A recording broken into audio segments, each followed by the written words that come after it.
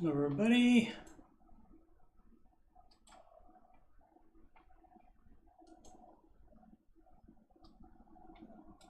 Waiting for YouTube to catch up. There it is. As soon as I hear myself talking, waiting for YouTube to catch up. There it is. There we go. Alrighty. Live from Cabot, Arkansas. It is answering your financial questions live, number 77. Happy Easter to everybody. Hope you're having a lovely day. And I'll give some more plugs a little bit later, but as far as the Ramsey stuff, if you just scroll down on my channel, youtube.com/coachstevemoney, you can go past the, what is that? Oh, that's just live. If you're on home, there's me live right now. Hey, me. You go past the videos, go past Oak Island, go past live streams, then you'll see answering your financial questions with, and that's this show. And why isn't 76 in there yet? Must have forgotten to add it to the playlist. I will fix that. But then the music, there are 8 Ramsey adjacent songs in there. Give those a listen if you like. And also the Ramsey Show After Show. And that will be, the next one of those will be on Wednesday, April 3rd. So 2 short days from today. This coming Wednesday will be Ramsey Show After Show number 369. Done quite a bit of those. I used to be able to do those every weekday, but changed jobs, moved and changed jobs, and so now I can only do the 1 to 3 a month at most because of work. All right, let's dive into the questions.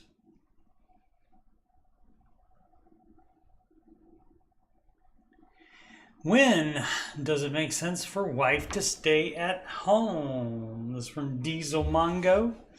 I'll start out by saying my wife would be happy to continue working or staying home with the kids. I, 34 man.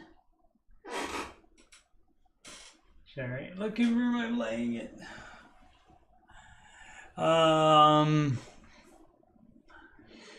34 man, make 90,000, and my wife, 38 female, makes 45,000. We have 3 children, ages 5, 2, and 3 months. Childcare for all 3 will cost us 20,000 for the year. We're on steps 4, 5, and 6. Wife has 100,000 in her 401k. I have 60,000 in mine, and we have 150k in Roth IRAs. I carry health insurance. The health insurance, okay, I guess for the whole family. If my wife chooses to stay home, she would obviously lose only one out, her ability to contribute to her 401k, right? So you would do that is she would have to have income of some type to be able to contribute to a Roth IRA. But beyond that, you could just do no non-tax advantaged. So maybe she could do like some type of work, maybe on the weekends, work part-time or something like that, as far as to facilitate more readily and be able to take advantage of taxed advantage retirement accounts. Let's see, I would be able to pick up more hours to help bridge the gap. Okay, so, but still, like I said, in order to take advantage of the tax-free, you do have to be working. Where were we? As currently, I pick up the 2 youngest children because daycare closes before my wife can leave work. I see. Daycare options are pretty terrible in our area, and we are fortunate to have a spot for the infant and 2-year-old in the same location. We appreciate the social aspect that childcare provides, but that 20K bill every year is tough to swallow. Right, and so you would see if she can find something to do when you're not working that would bring in the same 25,000. And then it wouldn't be a loss in income at all, because you wouldn't have that 20K expense for the child care. And so that's why it does make sense to do that. You have to generally be, I mean, you're right, you're a little bit below half. Just a little bit more. If they raise the prices and she doesn't get a raise, then it's going to be right at half of what you're working for is just childcare. And so you should try to see if you can duplicate at least. It doesn't have to be all, like you said. The male here can get some overtime, can work more and make up some of that, and then perhaps he can make some of that when he's not working. So let's see. Oh, but every year is tough to swallow. The grocery, electric, and heating budget would have to increase. Having my wife and children at home full time. The grocery is, I mean, you still have to pay for food. There's not free food just because you're working. Granted, the more electric use, yes, and more heating, because you can't turn the heat down when everybody leaves the house, that kind of thing. So yeah, that would be, but that's not going to be as much as, it's not going to cost you an extra $20,000. So it seems almost like a wash at this point, just looking for advice and opinions.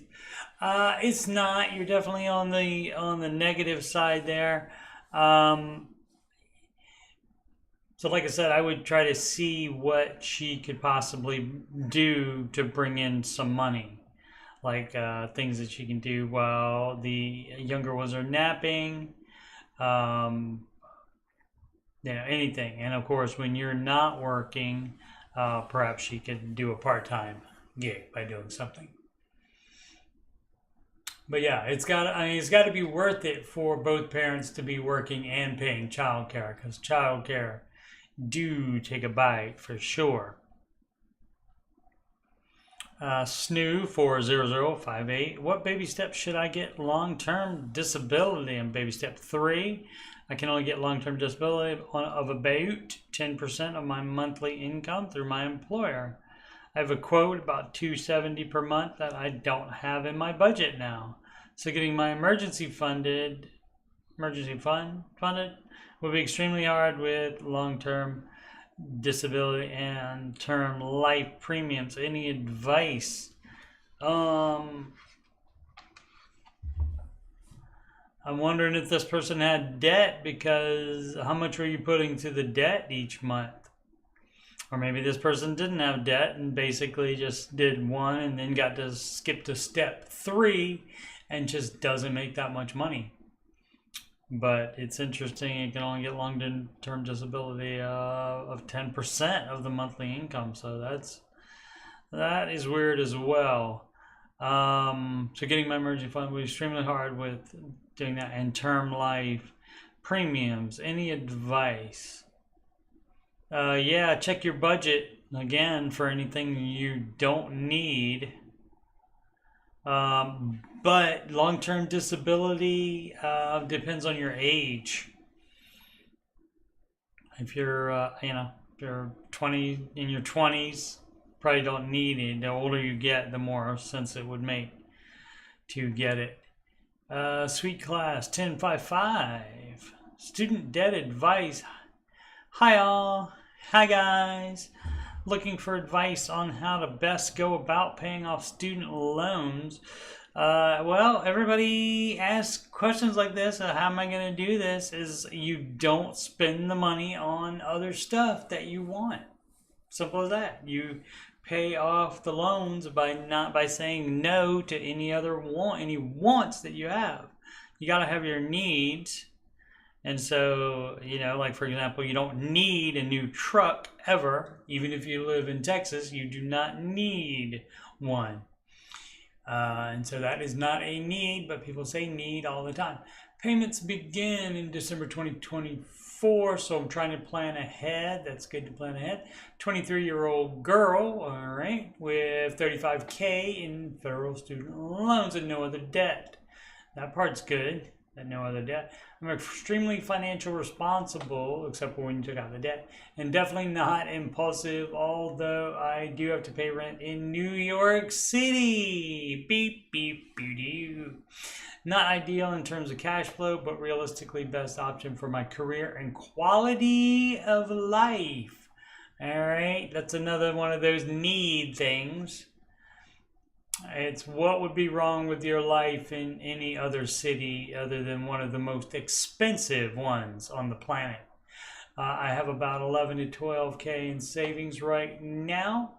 You're doing it wrong because that would be, you're only supposed to have 1,000 in savings, 1,000 in your emergency fund, no other savings, and you put the rest to the debt. So you're doing it wrong. 5K in a high yield savings account, you're doing it wrong. 5 to 6K in a regular savings account, yeah, which I consider to be more like an emergency fund. Right, and you have too much. Let's see what the rest of it is.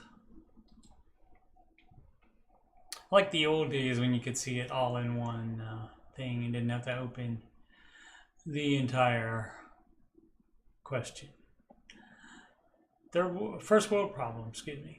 I make a salary of 65K a year post-grad. I mean, that's not much for New York City. Truly trying to go about this in the smartest way possible. That would be to not do it in New York City, probably. I would prefer to not touch the high yield savings as a bit of cushion. Right, you're not supposed to have cushion in baby step 2. That's not the plan for baby step 2. Baby step 2 is to pay off all that debt as quickly as possible, not to have cushion, not to be comfortable.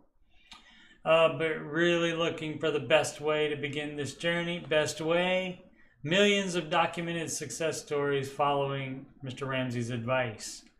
Parents have struggled with debt in the past and not sure I trust them to guide me on the best path. Yeah, there's no reason to do that.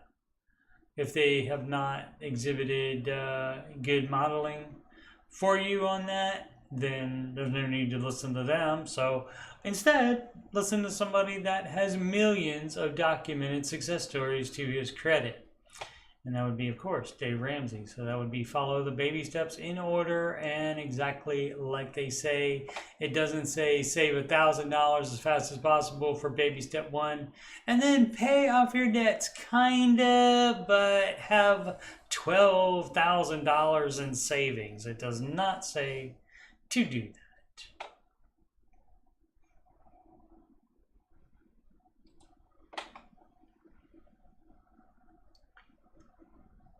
Oh, I did the student debt advice already.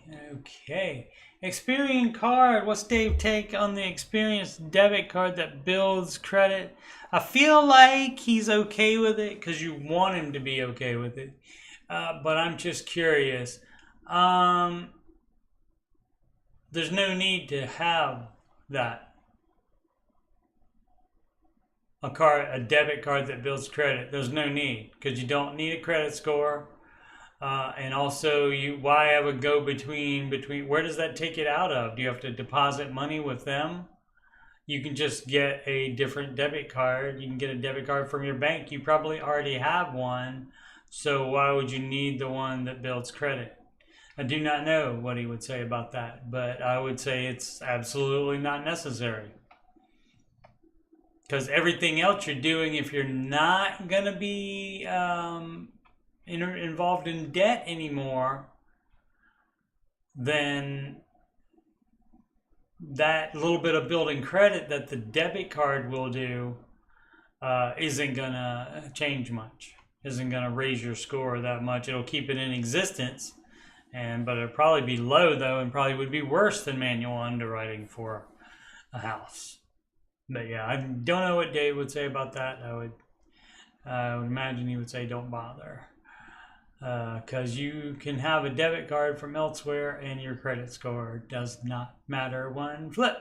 Money will not make you happy. That much is certain.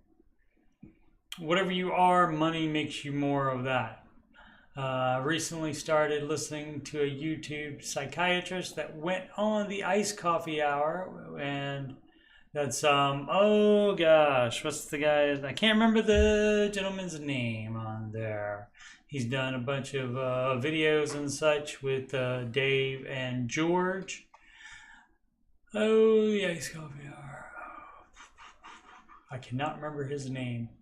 And realized a lot of that applied to me. Okay, I'm trying not to promote and have no personal gain from either any YouTube channel. While I agree with Dave's baby step 1 through 4, and even Dave says you can let the foot off the gas and stop being gazelle intense, correct? I start to think differently for step 6. I'm on step 6. I've been in step 7 before I upgraded homes, yep. And so now you got a mortgage, and so now the idea is to get out of debt again, just like you probably did before with consumer debt or your previous house.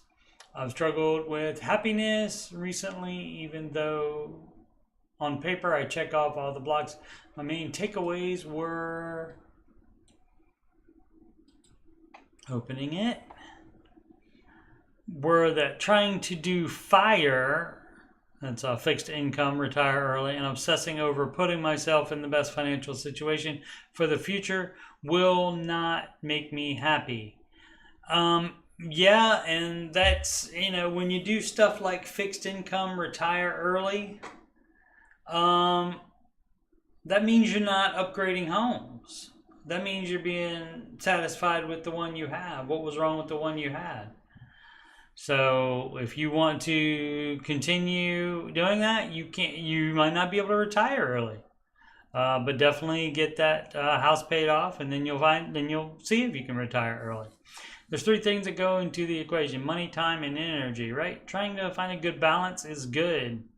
Okay, agree with that. Perhaps if you're like me, well, I'm not, because I would put the apostrophe and the E in there and not just have it be Y-O-U-R. But if you're like me, quit setting goalposts to pay off the house super early, even with these interest rates. I had a 4-year plan to pay off my current home. There's nothing wrong with that either. What do I plan to do now? Put a good chunk of change into the mortgage now, pay an extra $200 a month until it's paid, even if it doubles my payoff date to 8 years. Use that money to spend on making timely memories with my family. It's a balance. It is a balance. So you can take your foot off the gas some once you get into step 4. So, but as long as you're doing the 15%, if you're adjusting kid college, if that's applicable, then you just want to, from there, you go, okay, we got this leftover money after doing baby steps 4 and 5. And so it says to pay off the house early. So do we want to do a vacation with this money, or do we want to pay off the house faster? So, and everything is like that for whatever else you would want to use that money for instead of put it on the house. So, yeah, just having a pile of money by itself, no, that's not gonna make you happy. So it's up to you to choose that balance. And by being on step 6 and having the previous steps taken care of, you've earned the right to make that decision, that balance in between. And so, of course, Dave would recommend to pay it off as fast as you can. Like if you put your nose to the grindstone for a year or 2, then you have the whole rest of your life where you're not doing that kind of thing any longer, unless you feel like you need to upgrade house again. This from Active Ad 3087.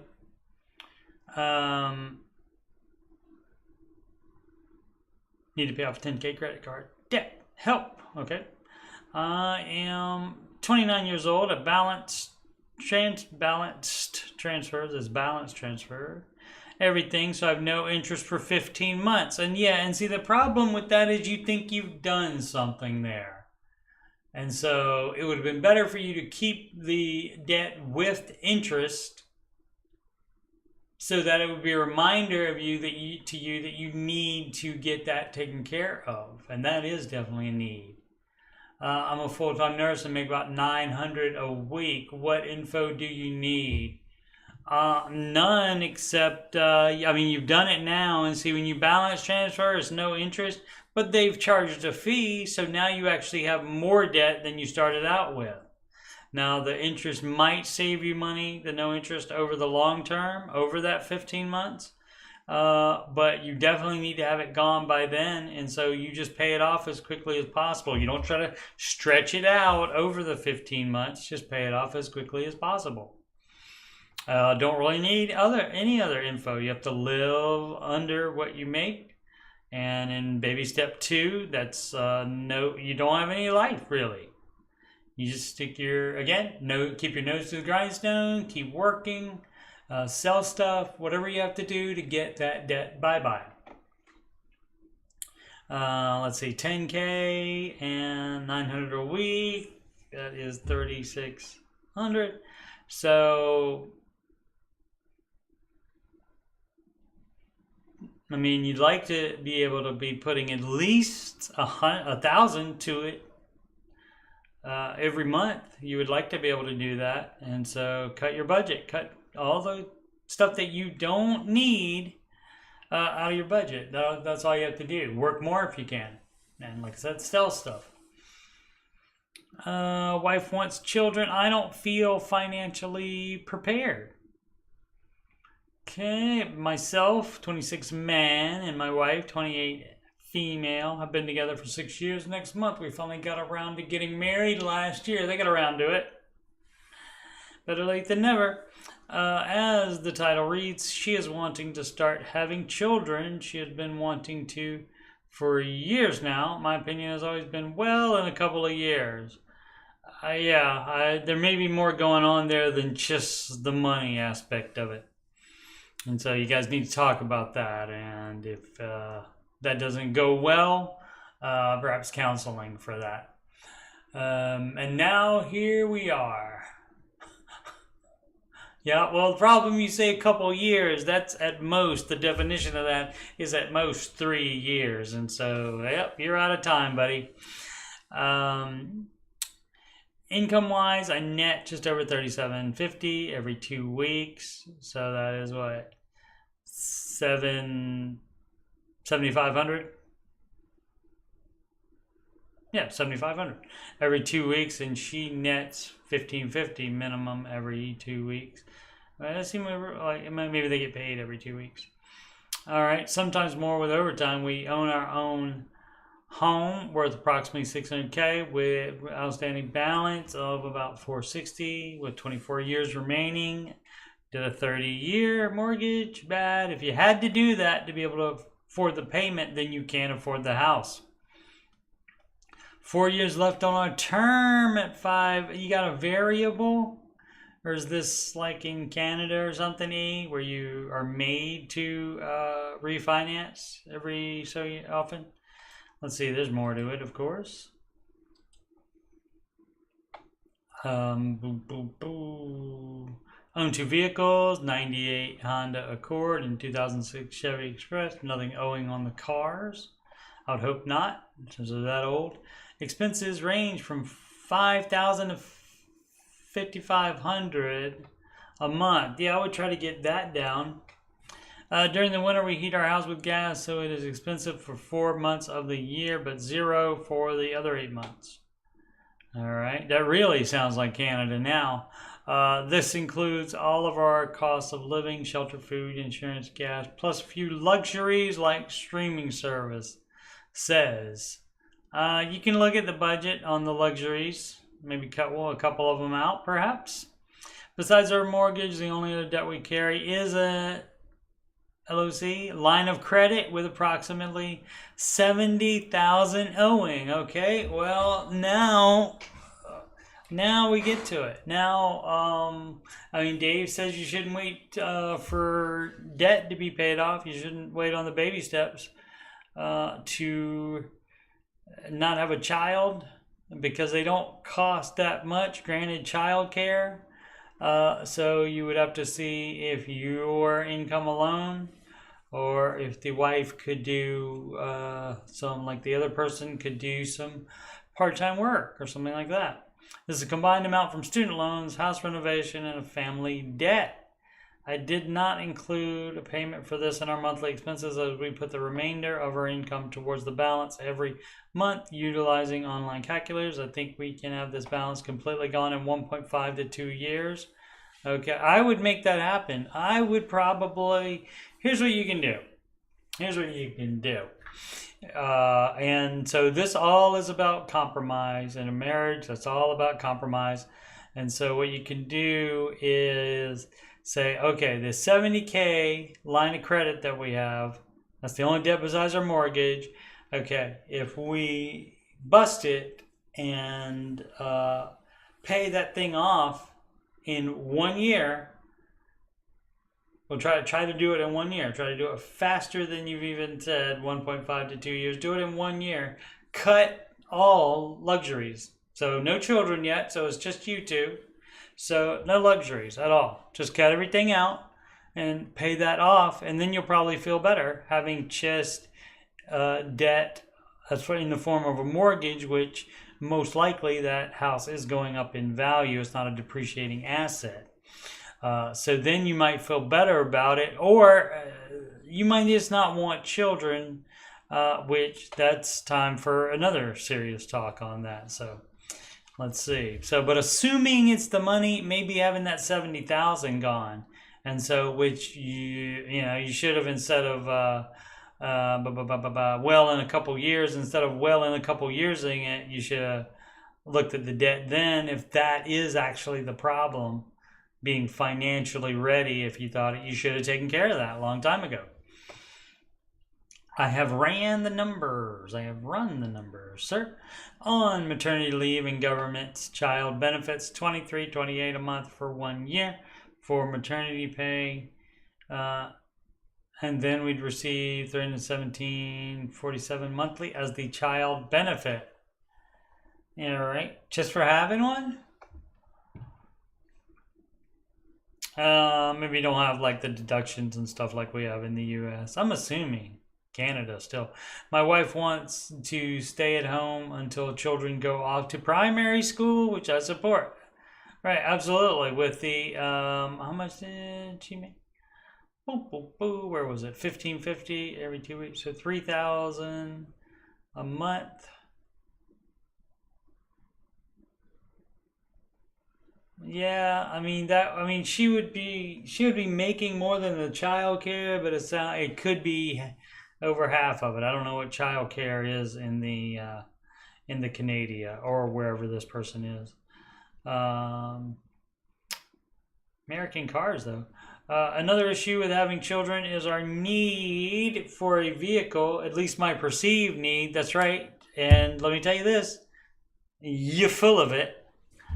The baby is that big, does not need a SUV to be hauled around in, does not need a minivan. And the Accord will take care of it.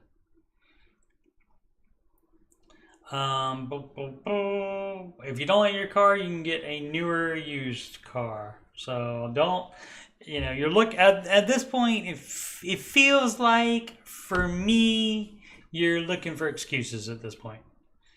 The car only has 215,000 kilometers on it, Canada, and is great working condition otherwise.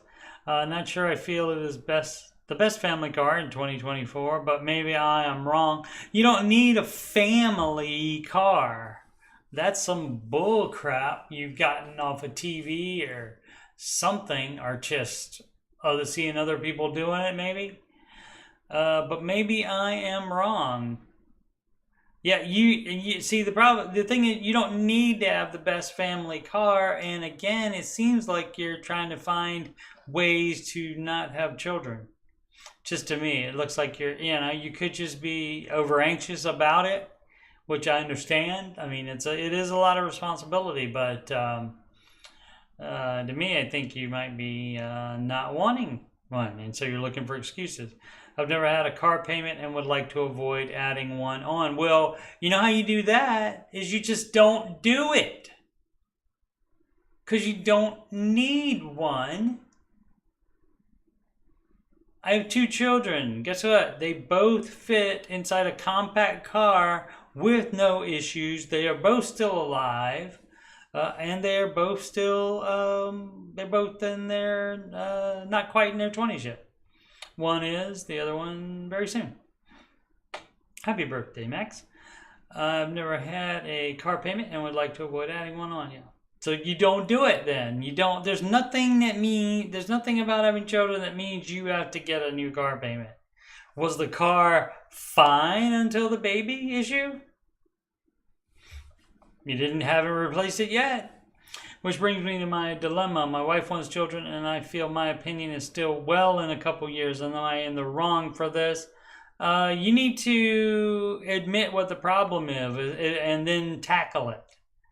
If the problem is over anxiety about it, counseling. If the problem is the debt that you owe, knock it out. And then have children then, if that's the problem. But, I mean, the way it seems, and, you know, I have limited information, and I'm definitely not a John Deloney over here. He has 2 more PhDs than I do, even. And so I don't know, but it just seems like if you paid off all the debt, or if you didn't have debt now, you would still have issues and say, well, what about this and what about this? I can't have a kid until I do this, until I get the best family car. It's ridiculous. Ridiculous. You think all families that have children get the best family car? Negative, Ghost Rider. The pattern is full. So, yeah. Discussion with wife. Compromise, like I said, by doing the, you know, and if she wants children, maybe she'll agree to do that. Like I said, if you guys can't come up with a compromise, counseling on that as well. So, that's the dealio on that. Prudent Spirit, 3380, 1099, contracted employee to W-2 employee. Not sure where to ask this, but the business owner I work for is a 1099 contractor, is telling my coworker and I we may have to be switched over to W-2 employees based on the new Fair Labor Standards Act. I truthfully know nothing about it.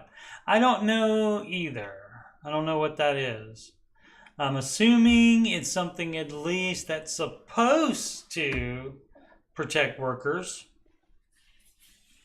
But you know, because if you're 1099s, then you don't get the benefits and stuff, and so they might be so you get the benefits, but it could also be something to just try to get votes as well, because they are politicians on both sides of the aisle. And if there's a third party, that would be 3 sides of the aisle, and they are still politicians regardless of beliefs.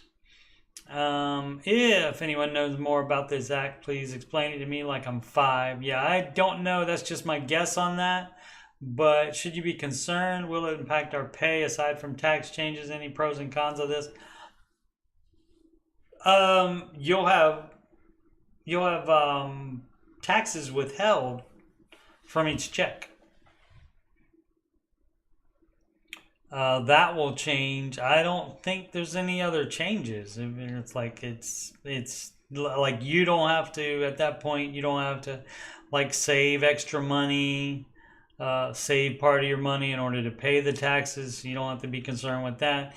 It may be less paperwork for you at tax time, but that might be about it. I'm not sure of any of the other things. And the Fair Labor Standards Act, I do not know. Perhaps I'll check that out and give a small report on it on Wednesday's after show. It is Wednesday at 6 p.m. It is April 3rd, 2 days from the airing of this live stream. And that is the Ramsey Show after show. And that, like I said, 6 p.m. Eastern time. And we'll start right after the Ramsey Show on Wednesday is over. Flaky Calligrapher 62. Which is hardest? I'm curious, which was hardest for you? Getting out of debt or staying out of debt?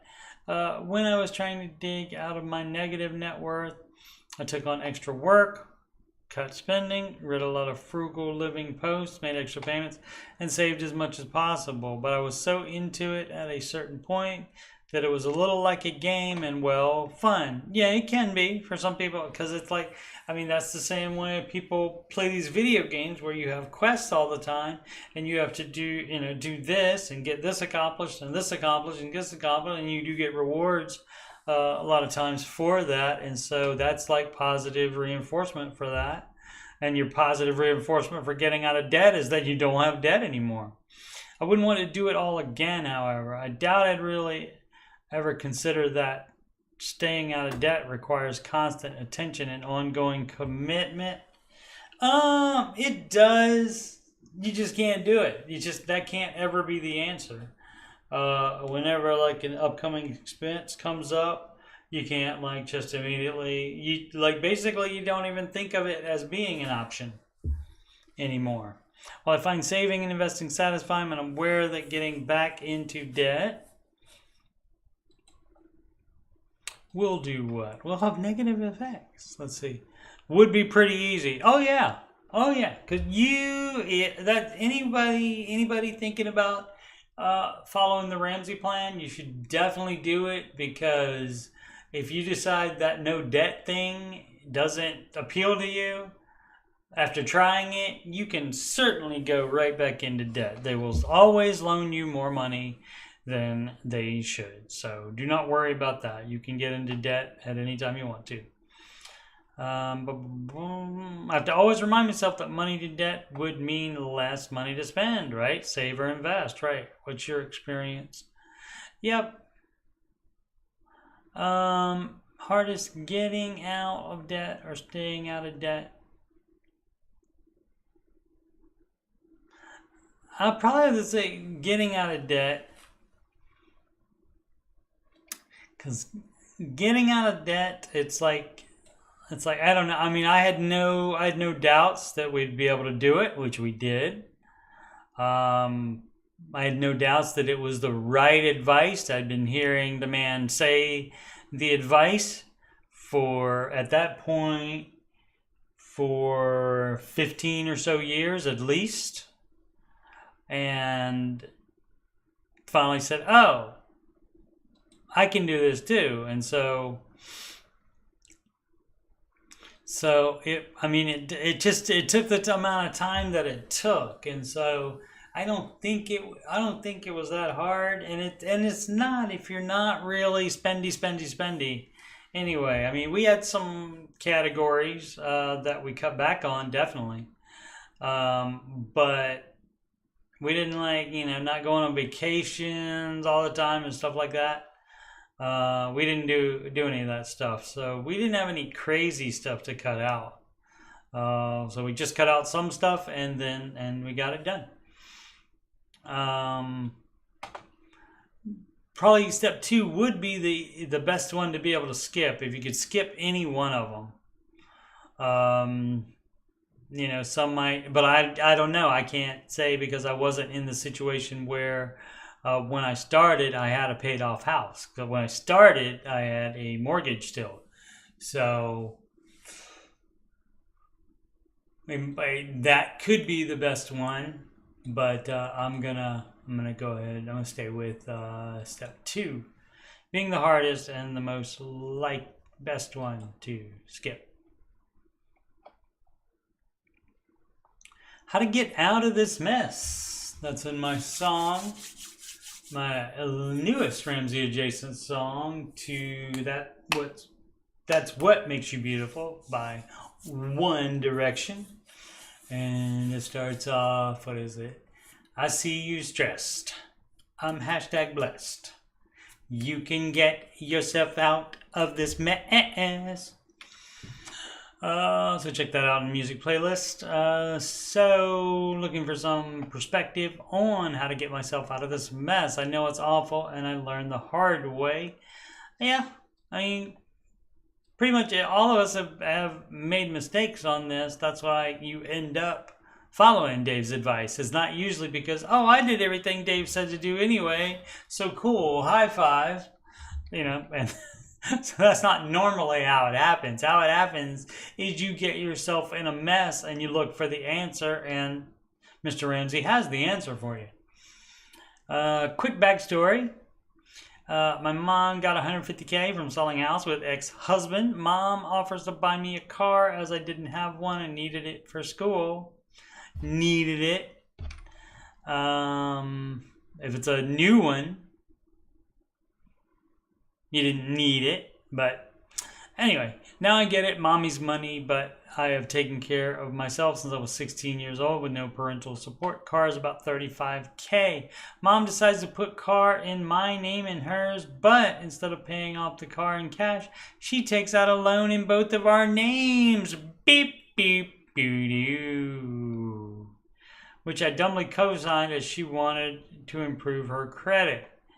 She had horrible credit while mine was about 750, but dropped after this. Yeah, because you associated yourself with a bad credit person. My mom didn't disclose any of this information until after. Yeah, that's not very good. When this is why you don't do any money dealings with family or friends. You don't go into business with family or friends either. I mean, it's fine to work in your family's business, but have somebody else own it or you own it, and then everybody else that works in there is a paid employee, and there's no family differences between the family and employees and such.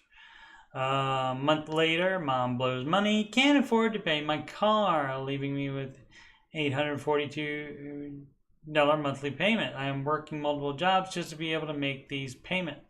My biggest mistake was trusting and not doing research, right? I had no experience ever buying a car or had other family to ask at the time. And the problem was this is a new car, I'm guessing, not a used car. And so that is bad as well. If I knew I would be solely responsible for the payments, I would have bought a cheaper car and put it solely on my name. And yeah.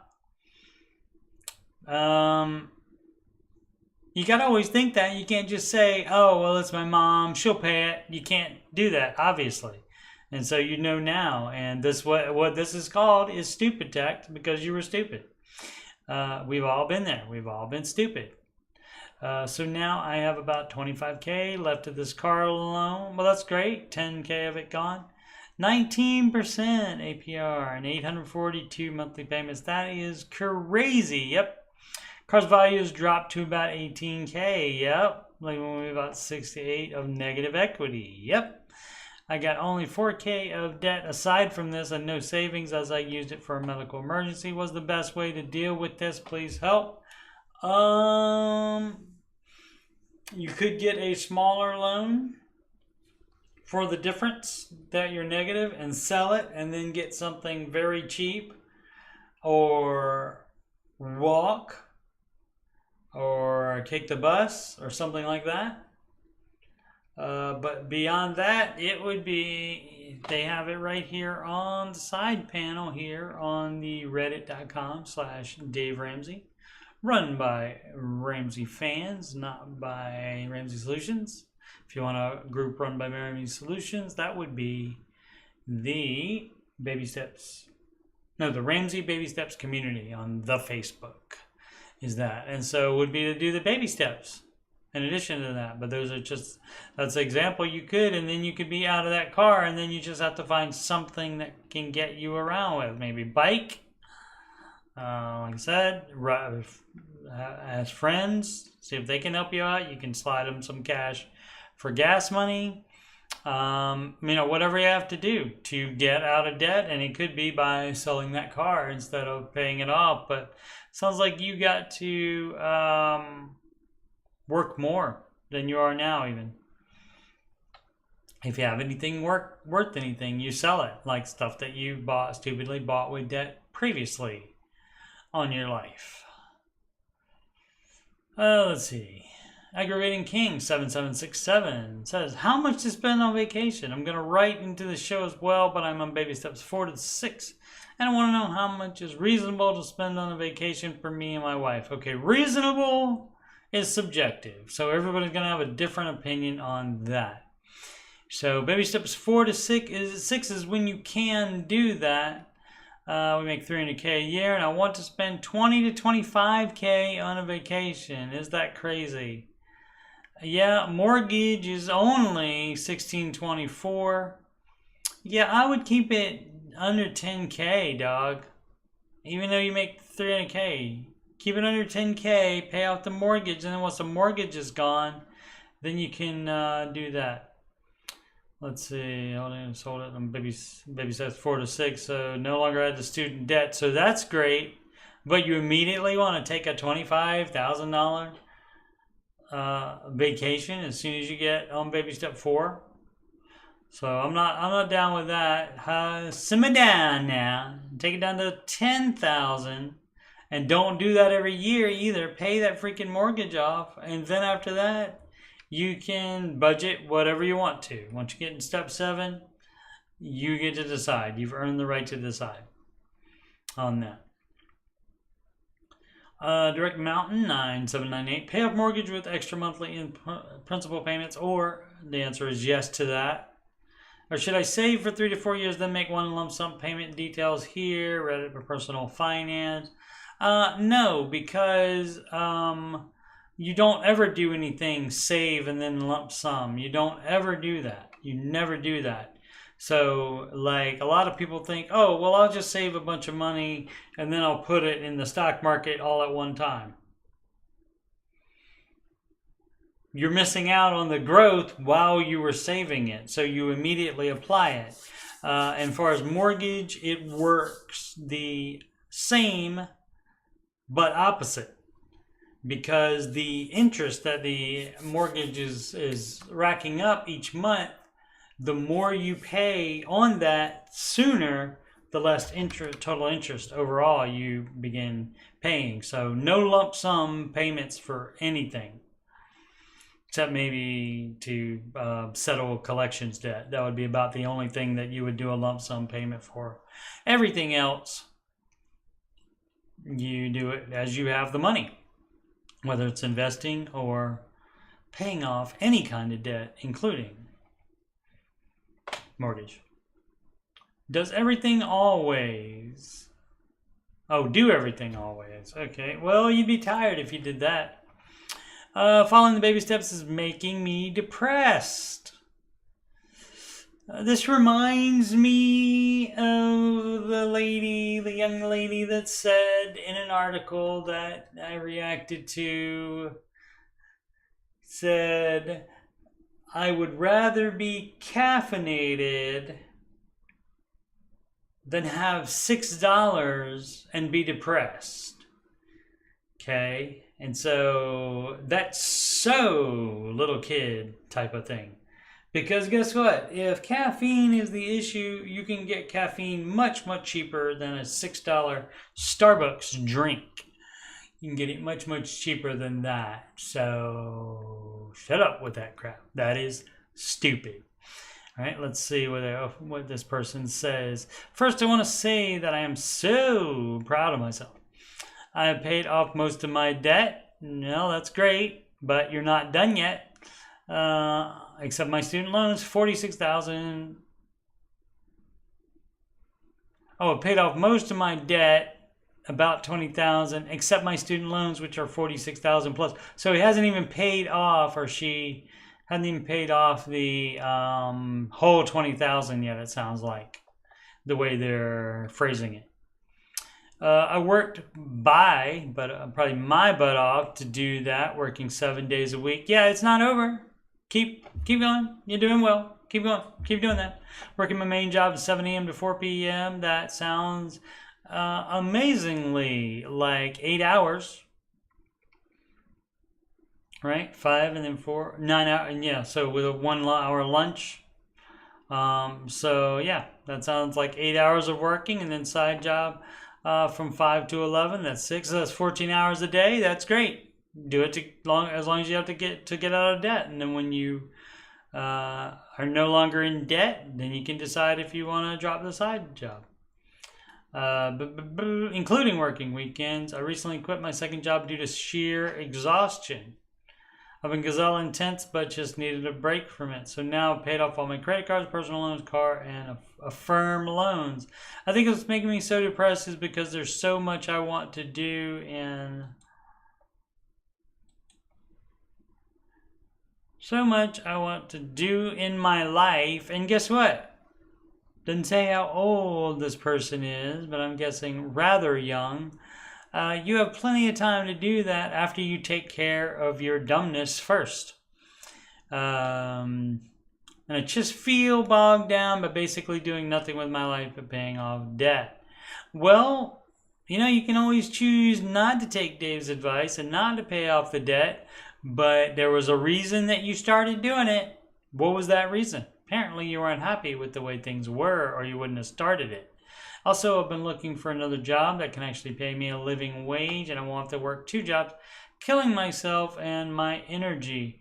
Well, your first job now might be paying a living wage, but you have all that debt still.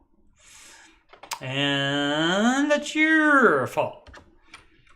Also, did that one already, and okay, I won't have to work 2 jobs, killing myself. Exaggerating, and my energy. I've been applying a lot, and I've only had 1 interview, and ultimately wasn't selected. I have a Bachelor of Science degree and decent experience.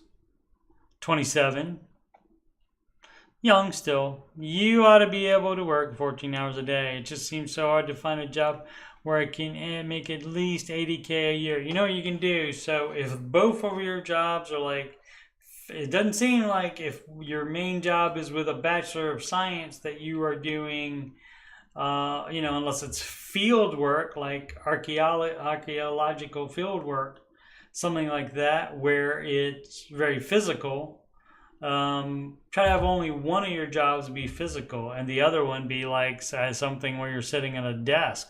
That can be it. I purposely, when I got a second job, I purposely picked something that was going to be very physical because I did computer repair for a living at the time, and so I basically did that first. I did worked at one of the large hardware stores like Lowe's or Home Depot called Menards. Shout out to the Midwest. And so I knew that would be physical, and so I picked that one on purpose. Let's see.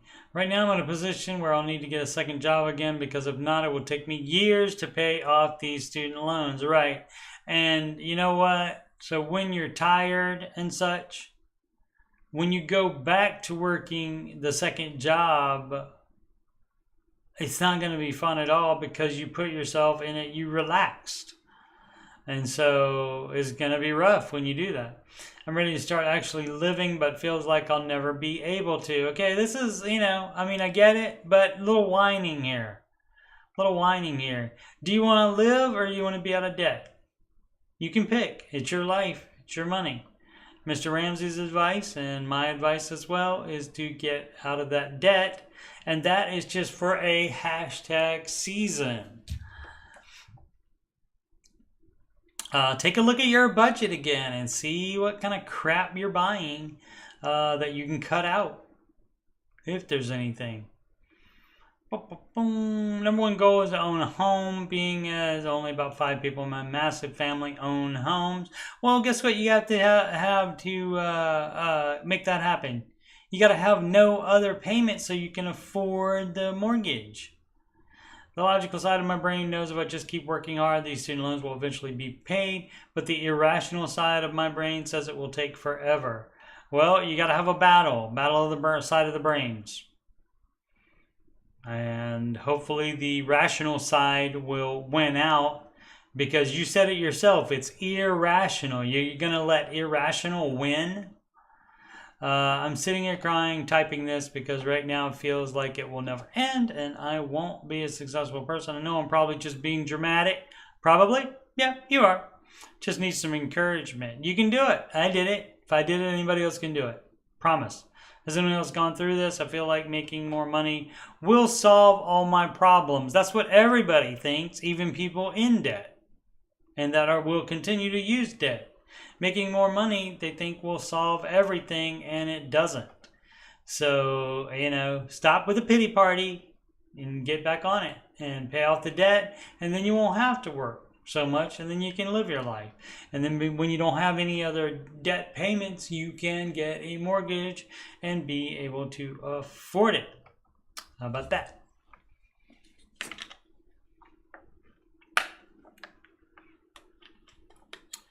This is from Foodle, I guess, F00DL3. Among debt-free people, how many utilize that leverage? I just said, how can you? If you don't have any debt, how can you utilize leverage? I just had the curiosity spark in my mind this morning.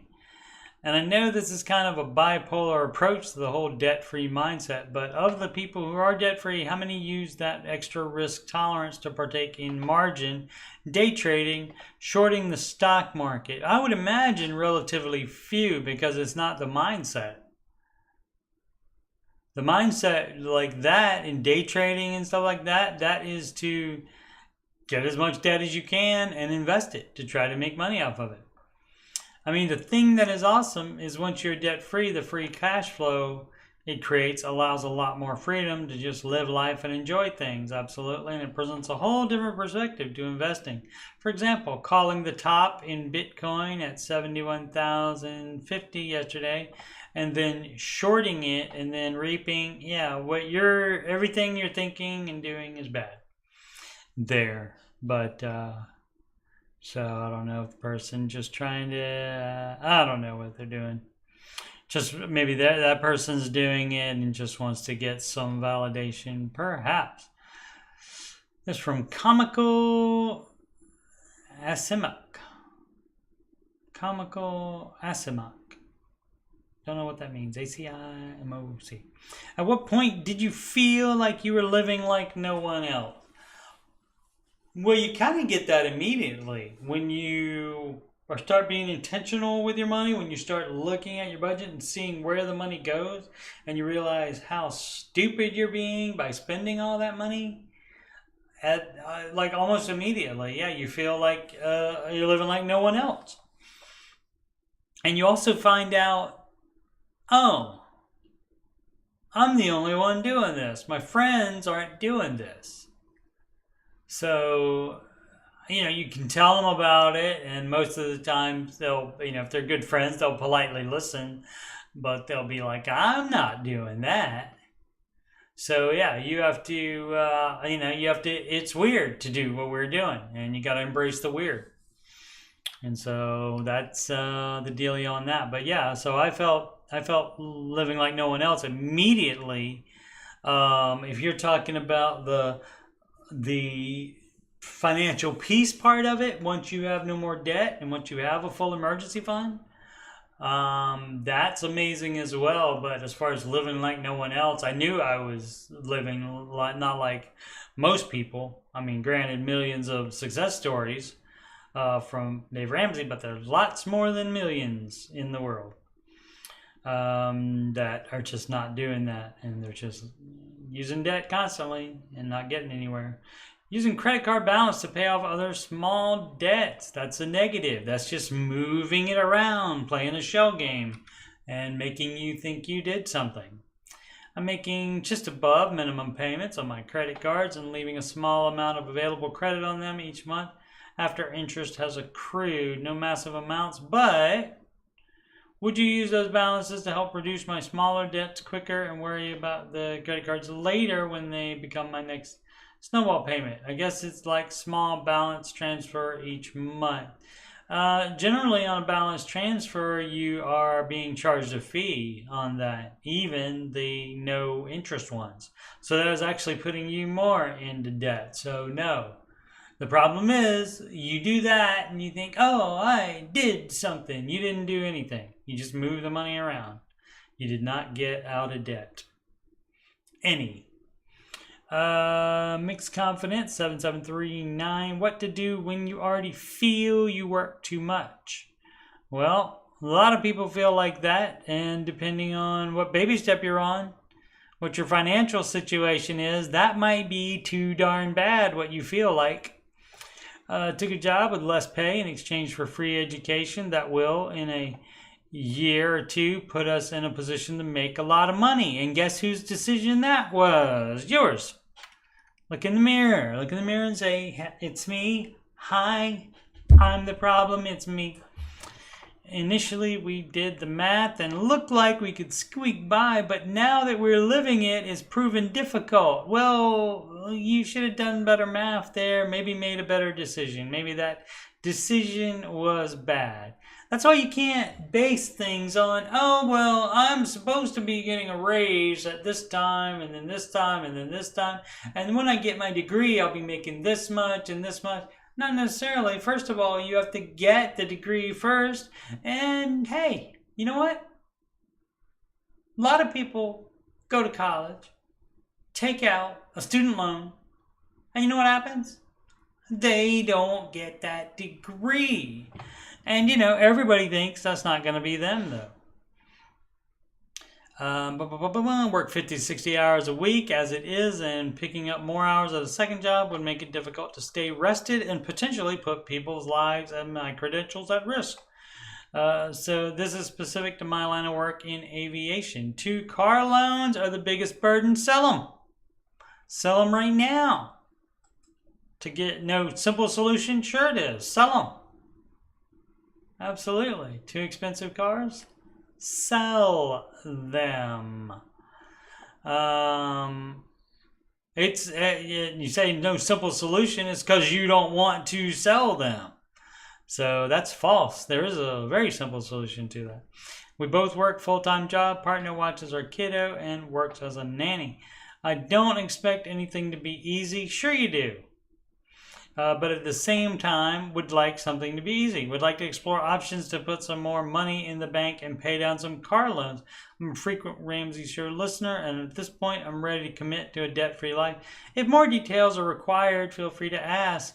You have to be willing to sell the cars. If the cars are the most of the problem, you got to get rid of most of the problem. So they're the biggest burden. You get rid of them and you buy cars as cheaply as you can. If you guys don't need cars at the same time, you can share one, do that. Otherwise, you buy 2 crappy, cheap, used cars. And you sell those biggest burden cars. Yeah. So you got it, and you can start from there, and then you cut out anything else that's dumb as crap that's in your budget. Alrighty, mid-roll time.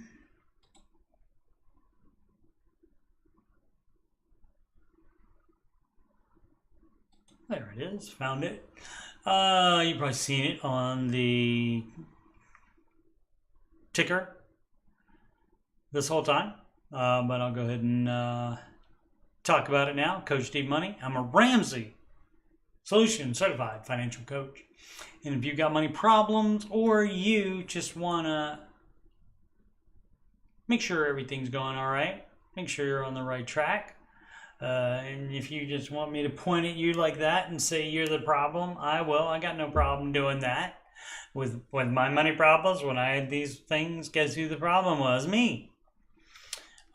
So I can do that with you, and that will be done via video conferencing, and that's good because that way I can go, the problem is you, and you can't hit me. So that's great.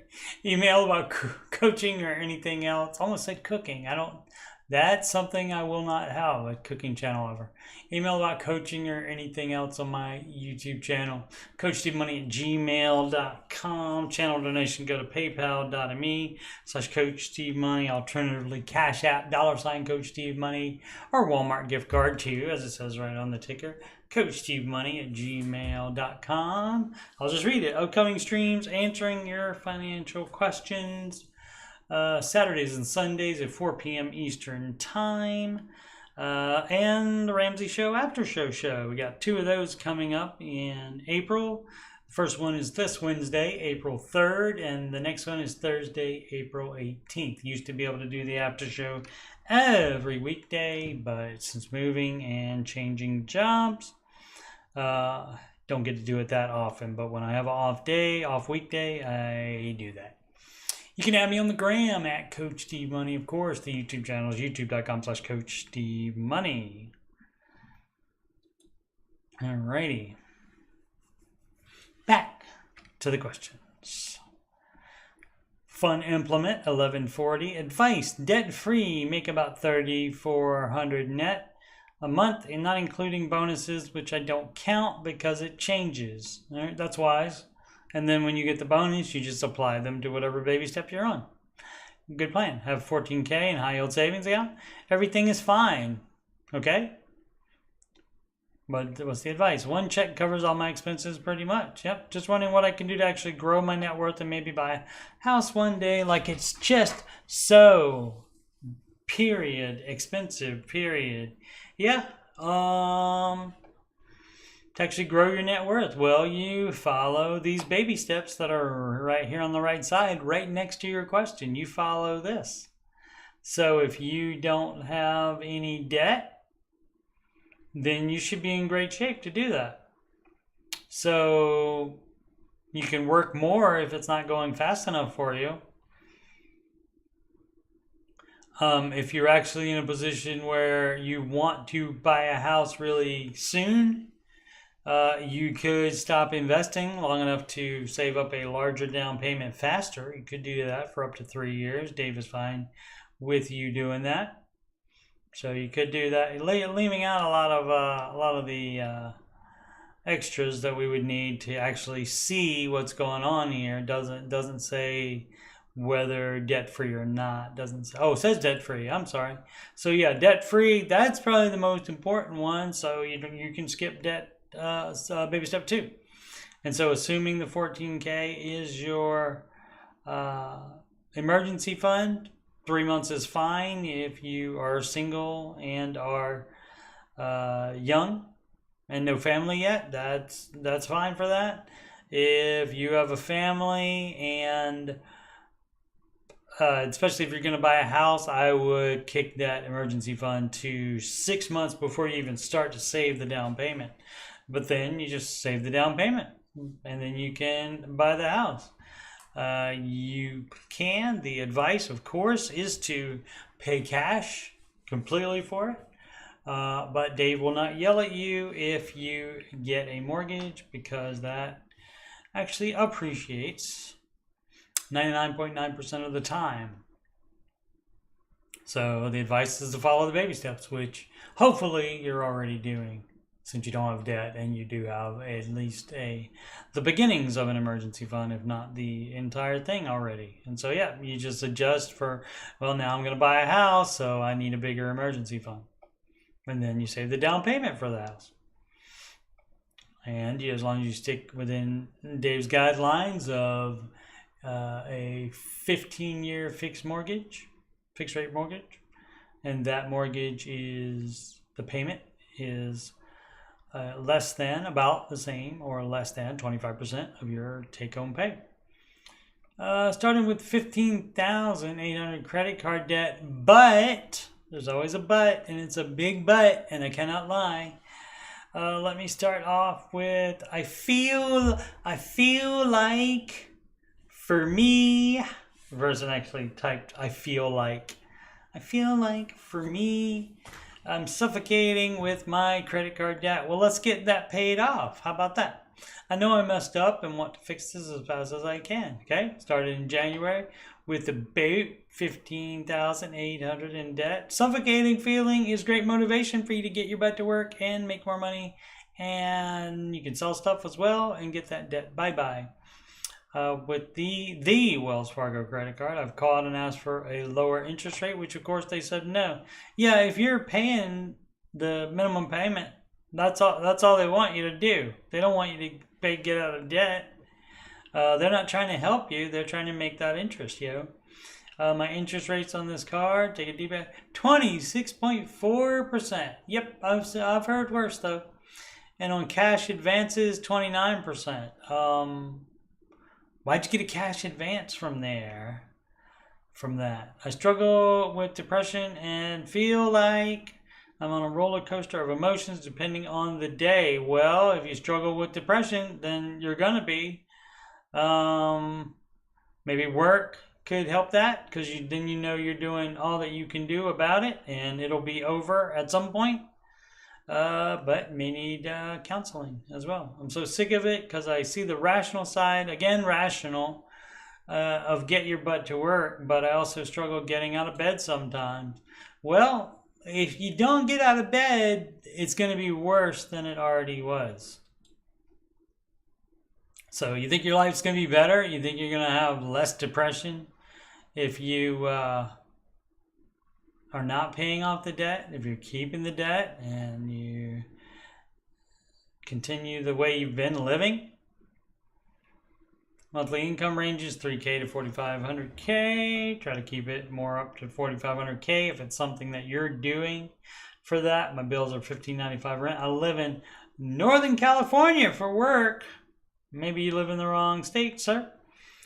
122 phone. That, for one phone, that's way too much. Maybe that's finance the phone. Move down to a lower phone if possible. And Mint Mobile, very cheap. 133 car insurance. 471 minimum payment on my credit card. 150 utilities. 200 maybe for food for 2 weeks. That's too much food if it's just you, dog. That's too much food, my man. $100 a week for one person is way too much.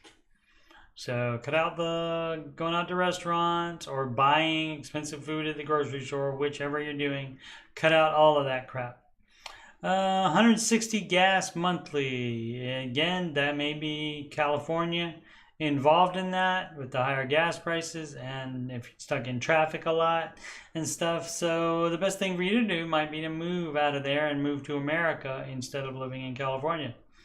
Bank account info, checking, $615 in checking. Savings is $15. Credit card, $13.99. Okay, so you want to do the baby steps, and that's a little thing that starts with $1,000 emergency fund first. Credit score, we don't give a flip about your credit score, sir. Do you believe a balance transfer card would be worth it? No. Again, you're only moving it around, playing a shell game with it, and you're actually going more into debt because there is a fee to do that. They don't do that for free. They're not trying to be your friend. They're not trying to help you. That's not going to help you. I would consider myself gazelle intense at this time. I wouldn't. Not with 200 maybe for food for 2 weeks. Didn't say anything about a family. And why do you, $15.95 for rent for one person? You got to get out of NorCal, dog. If that's true. Last month, I believe I put $1,800 towards it, and interest was $330, I believe. Yeah.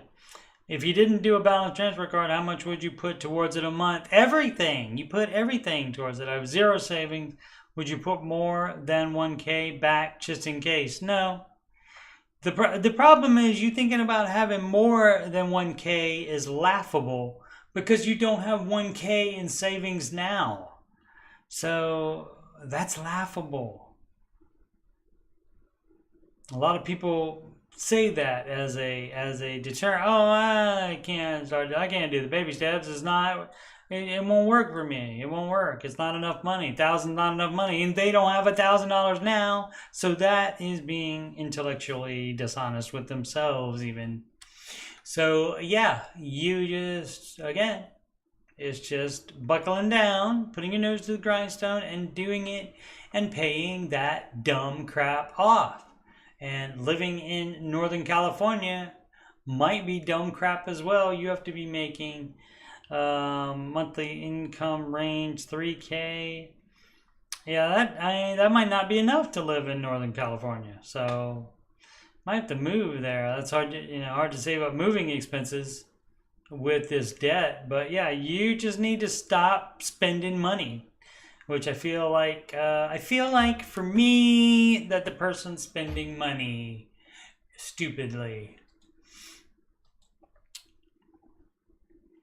which is just as bad as getting into debt. Worms, WOURMS. Should I contribute bare minimum to pension plan? Yeah, you should.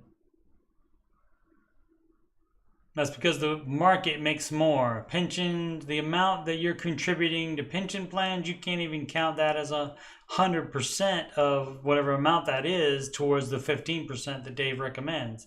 You have to cut that in half. So say if you're putting in 7% to your pension plan, that only counts for 3.5%. Towards the 15, because pensions don't make as much money as the market does. Just started a government job where I'm required to invest in a pension plan, but it does allow me to choose my contribution amount and my investment. It's good. Dave always talks about counting. There you go, counting pension plans as 50% of their value, right? Which seems to say they are worth less than standard investments. It's because they are. Good pickup on that, because that is actually the truth. Should I just choose the lowest required contribution? Yes, and invest up to 15% in my Roth IRA, or rely more on the pension plan since it does allow for control and pay out at retirement? No, I would do it all on your own. I would do the because even if you have control in it, you may not have unlimited choices, and so that's why again a market account is going to be much better. So your Roth IRA is going to be much better for you as well. And so yeah, do the lowest contribution towards that and rip that in half, and that's how much you've already done towards the 15%, and then put 15%. Be at 15% total. Put the rest of it, the difference between 15% and half of what the percentage you're contributing. Small award 524 advice. Okay, I've got some of that for you. Let's say I follow the baby steps. All right.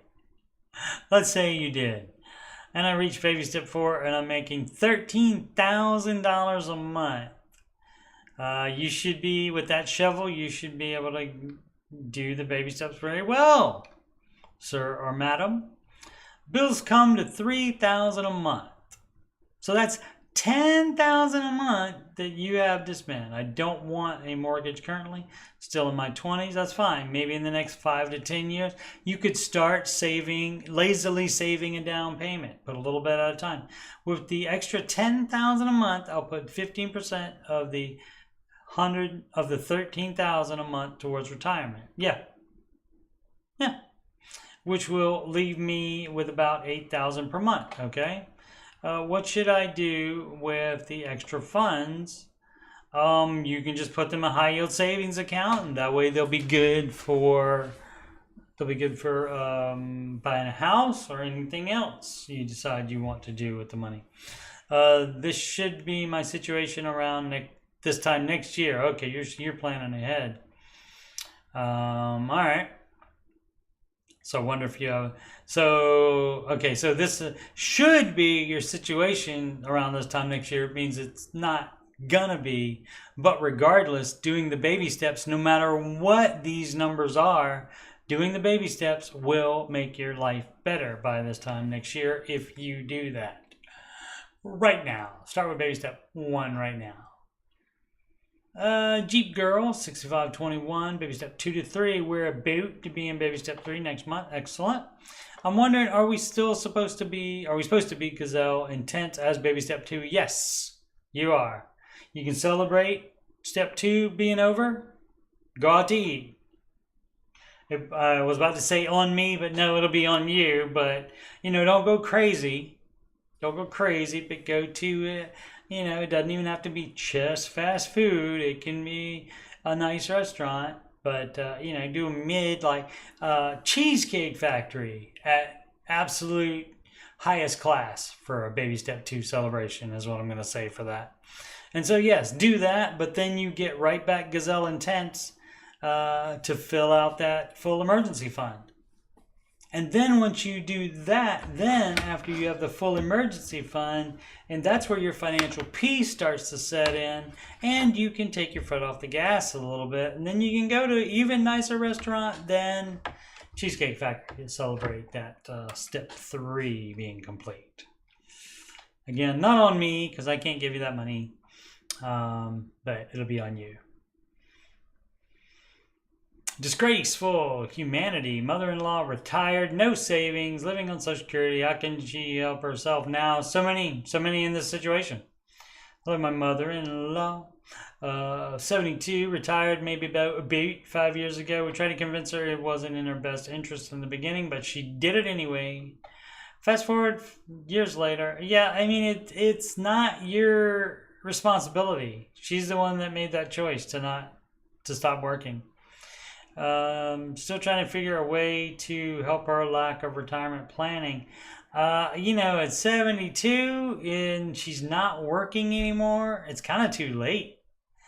If it helps, we live in Arizona. All she live on is Social Security. That's what the person typed. Social Security money coming in and whatever government health insurance. And I think she has an EBT card. Okay. We usually pay for food and toiletries that can't be used with EBT and whatever extras she can't get because lack of funds. We pay for her phone bill and she gets $25 transferred to her every Friday. From who? From you? So, I mean, you're helping as what you can, but I mean, by helping any, you're masking some of the problem. We offer her tasks around our home we don't have time to do, and we'll offer her money to do it if there's a special occasion coming. Usually she can buy gifts for her birthday. Sometimes she comes by and does things on her own without us asking, so we don't always give her money. Right, it should be only when you ask. One of her sons pays her internet in her trailer home. Right, some of the kids pitched in for pitched in for a new AC unit recently. Okay, one of the kids thought about paying off her car. Long story, stupid decisions made on her part now. A lot of stuff, everything. Now she has a payment, right? She owns this trailer in full in a 55 plus community and pays lot fees, which keep going up. Yes, I'm sure they do. We have her over for dinner once a week, and sometimes we have her house sit when we need a service done at the house. We are trying to have kids, and all I see is how she's stealing from our future and our kids. Well, you don't have to help her future by giving her handouts for poor planning. She had 6 kids, 3 baby daddies. None of them paid child support to her. She made too much for government help, so she had always worked 2 jobs. Sounded like she jumped around from job to job when they were growing up and probably never thought about retirement and which job would benefit her most. I want to feel bad for her, but she knows how to help herself. She doesn't want to get a little side job. The last side job she got, they messed with her hours and she worked too many hours to continue to qualify for Medicare or Medicaid. I don't know what CAID is. Oh, Medicaid, I guess. Now she sits on her butt all day watching TV, pretty much like it sounds to us. She was unwilling to do things alone, even go to the gym. She finally got a membership to down the street. If she's not going, that's ridiculous expense. We have dabbled with her living with us, but we need to build onto our home for that. No, don't do that. No, you're already helping her out some. So that should be the max of it for that. But we are kind of too young, 32 and 28, to have a 72-year-old living with us. Yet we feel in ALTCS in Arizona. Oh, we have AH. These are probably state-run help. That's for people that need assisted living. Thank you for your help. Yeah, so instead of Reddit, what you gotta do, so you see, since it's your mother-in-law, what you have to do is talk to your wife about the situation, and you guys come up with what you're going to do to address it, as far as continue what you're doing now and not raise the amount at all, or raise the amount of what you're doing now to whatever you guys can agree on, or you cut it back some, even completely, could be an option. It's all open to you, but you have to decide that with your wife, not with Reddit, but maybe you needed somebody on Reddit to tell you that you need to decide that with your wife. All right, no, that's not what I want to do either. I want to do that. There we go. You're debt free, including your home. What is your dream purchase? Yes, I know Dave says certain things can't be purchased brand new. Unless you're a baby steps millionaire, like a brand new car, not a new to you car, right? Piggybacking off the post earlier about doing the baby steps can be depressing. If you were debt free, including your home, what would be your dream purchase? If money was no object, mine isn't something you can physically go out and buy, but it would be fully funded college funds for my 4 nephews and 1 niece. All right, that's great. We have no idea how much education will cost in the future. That much is certain.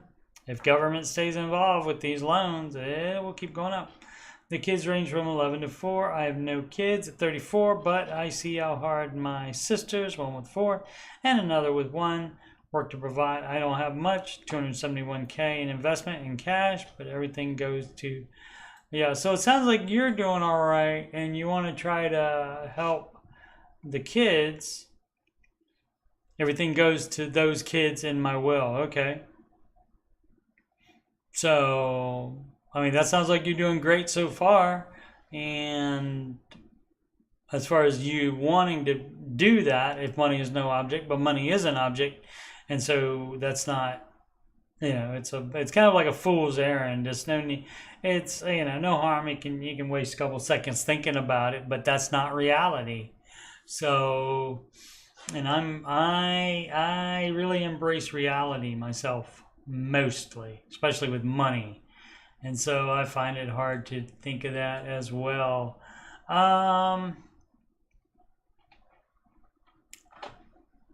I hit the wrong one?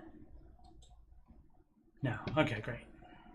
All right. So, what would I do? I would get I'll get a newer car probably than I have right now, maybe.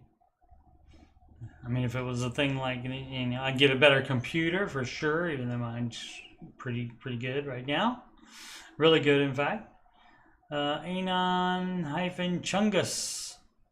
I'm glad I built an emergency fund. Here's why. All right, let's hear this. Let's go ahead and rise it. Let me open the full article. Baby step 3, flare. Hey y'all, today I had to draw from my emergency fund. This episode brought to you by Crinkly Water Bottle.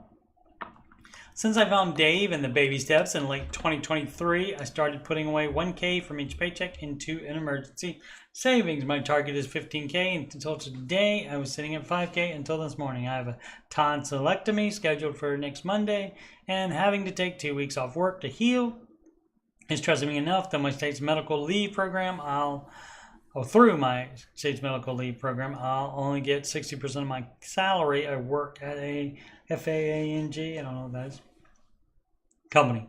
Little did I know my stress and teeth grinding was causing a more severe issue. I woke up this morning with severe pain, unable to eat anything. I barely slept last night. I went to the dentist to find out I had a dead nerve and infection in next to one of my teeth, which required emergency root canal. Long story short, it was gross, pus-filled, and painful, and it cost me $700 out of pocket. If I didn't have my emergency fund, I would have been more stressed right before the surgery. I now feel 10 times better, and I'm still on track for surgery on Monday. I think this goes back to why an emergency fund is important. It hedges you against unforeseen problems. Never did think I'd have to use it, but I'm beyond blessed to have had it. Right, and that's what it's there, and that provides financial peace, right? And that is the financial bros like to talk about hedges all the time. Your emergency fund is a great hedge and is a great investment to have that for the exact reasons that you said. Ad Crafty 2012, help, I need somebody, help. Care credit 18%, $11,080, $500 monthly. Quicksilver 33%. What is that? Oh, quick sliver? Maybe it's supposed to be Quicksilver, 33%. I don't know what that means. 5,512. 240 monthly, Mercury 33%. Is that the... Oh, that's the... Okay, so okay, the item... Figured it out. I'm smart. The item, the percentage rate, and then the debt. Okay. No commas in between them, of course. Okay, so 11,000 in the care credit at 18%. I don't care about the percent. Mint Quicksilver or Quicksilver. I don't know what that is. So I'm assuming it's some kind of debt or expense. I'm assuming. I guess O's. Oh no, okay, I figured it out again. So it's the item, the percentage rate, the total debt, and then how much is monthly. Okay, so got it. Whatever Quicksilver or Quicksilver is, if they spelled that incorrectly. 5,500 balance and 240 monthly. Mercury, is that? I don't know what those things are. 33% again. That's a lot of increase, dog. 3,553. 145 monthly. Discover 32%. 2,765. 89 monthly. 240 left over from my budget once all the minimum payments are met. What account would you all suggest I put that extra money? You put that towards the lowest amount of debt, which looks to me like, I feel like it's the one that has 2,000 in it, which that Discover card. So that's the answer on that. And since it's only 240 left over from your budget, cut your budget more and work more and sell stuff. Oliver's mom, 19, month 3 update. Originally, I thought we hadn't made much of a dent in this month due to some unforeseen circumstances. Probably means expenses, but I hadn't subtracted out our minimum payments when I did our extra payment. To date, we have paid off $4,594.95 from January 1st to today. Great. This has included, I mean, that's the whole thing with a snowball. It starts small, and then you keep adding snowball to it in the form of money, and it becomes a bigger snowball. This has included 2 of my husband's small student loans, his truck, most of his credit card, and 3 of my credit cards. We paid an extra $1,000 on our next debt and are aiming to have it paid off in the next 2 months. Great. January start debt, $97,562.85.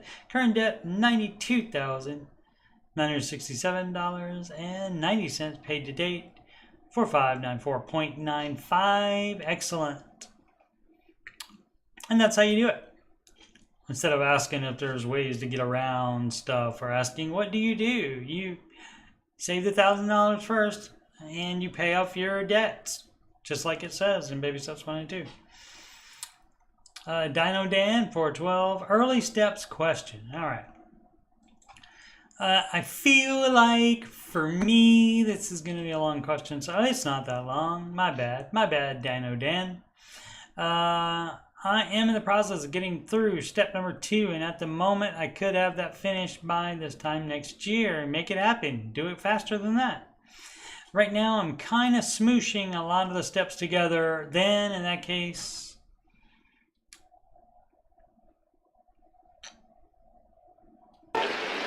you're doing it wrong. Whoops, that's not what I wanted to do. I wanted to do this. If everything you're doing is bad, I want you to know this. Yep.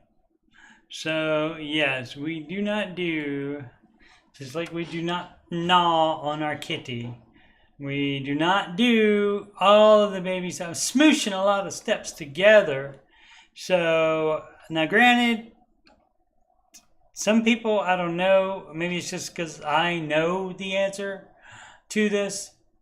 I know how the steps work, but I mean, I guess if you just see this list, because it doesn't say Baby step 1, save $1,000 as fast as possible, and do not go ahead and do anything else other than this first, except paying minimum payments on debt is what you would be doing. And then baby step 2, it doesn't say also save more money while you're paying off debt. Don't use all your money to do that. Use your money to grow your emergency fund. It doesn't say to do that. You don't do that. You just have $1,000 in savings until all the debt is non-mortgage debt is gone. And then on step 3, and then you don't invest until you get to step 4. So you don't do these things until you get to them. Baby step 1, 2, and 3 are in order, one at a time, and baby steps 4, 5, and 6 are in order all at the same time. And you can do all those at the same time because you have no debt to pay, so you all have all the snowball left from that. And you don't have to fill your emergency fund anymore, so you have all the debt snowball from that step. And so you can do 4, 5, and 6 at the same time.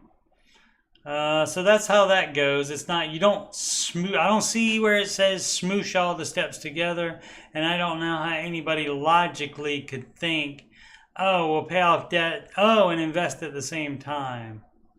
I don't know how they could logically think that unless they're listening to other financial so-called experts that don't have millions of documented success stories to their credit, as Mr. Ramsey does. But anyway, so I can't see it, but then again, maybe it's because I've known the right way to do it since the 1990s, so it's been a few years of knowing how to do it. I'm paying extra to the debt we owe, about $10K in a personal loan. Doesn't matter what the interest is. And $35K in a car loan. It doesn't matter what the interest is. And at the same time, saving an additional 10% to my... No, you're doing it wrong. You're doing it wrong. 1% to stock line and about 8% savings per pay. You're doing it wrong. We still have a mortgage payment, but that is a later step. Yes, as is investing. As is saving more than the $1,000. All of that's at a later step. Is it worth keeping that up, or should I just contribute the employer match? Not even the match, dog. Not even the match. You do not invest 1 penny until you get to baby step 4. Now, if you have already invested, you do not cash that out of a retirement account because you will have to pay the gains on it and also in taxes, and also there's a penalty for taking from a retirement plan before you are retirement age. So you do not take out what's in there, you just do not put anything else in there until you have baby steps 2 and 3 done. So that's funny that, when it comes to mortgage, that's a later step. Funny. Infamous mind. What up, A9? That's right. That's right. Yeah. Time was that? Did you see that? Oh yeah, you might have seen that when I just did that. Showed the clip from Mr. Mom that came from. We were fortunate enough to reach baby step 7 by paying off. It's pause retirement savings to focus on mortgage. I did not read that. We were fortunate enough to reach baby step 7 by paying off starter home in 2020, but purchased a new home to accommodate our large family. We owe $229 at 5.75% and have 14 years left if we continue our bi-weekly plus extra principal. You should be paying more on that. You should pay it off as soon as possible. We're age 35 and have household income $150K a year. We have about 55K and 529s and have 330K, in retirement. We estimate to be able to live off 80K per year in today's dollars at age 60 if we do not invest another dime. Our goal was to hit this number. I estimate it would take us 6 to 7 years instead of 14, which means we will be 41 to 42 years old when the house is paid off, I'm assuming. No, you would not pause on that. Whoops, that's the wrong thing. What did I do? What did I do, Ray? I did it right. I just thought it hadn't clicked over to the new tab. Okay. Where are we at? 6-7 years instead of 14 will be 41 to 42 years old with a paid off house and about 500K in retirement after growth, right? Knowing that our retirement is more or less funded, do we pause retirement to pay off the mortgage and then come back to baby step 7 and live and give and invest? No, you don't ever stop the investing. No, I mean, if it would be a thing where you could pay it off in 2 years, you know, it's fine. But if it's gonna be 6 to 7 years, no, just because you don't know what's gonna happen in the future. So yeah, keep following the baby steps as written, which means invest 15%.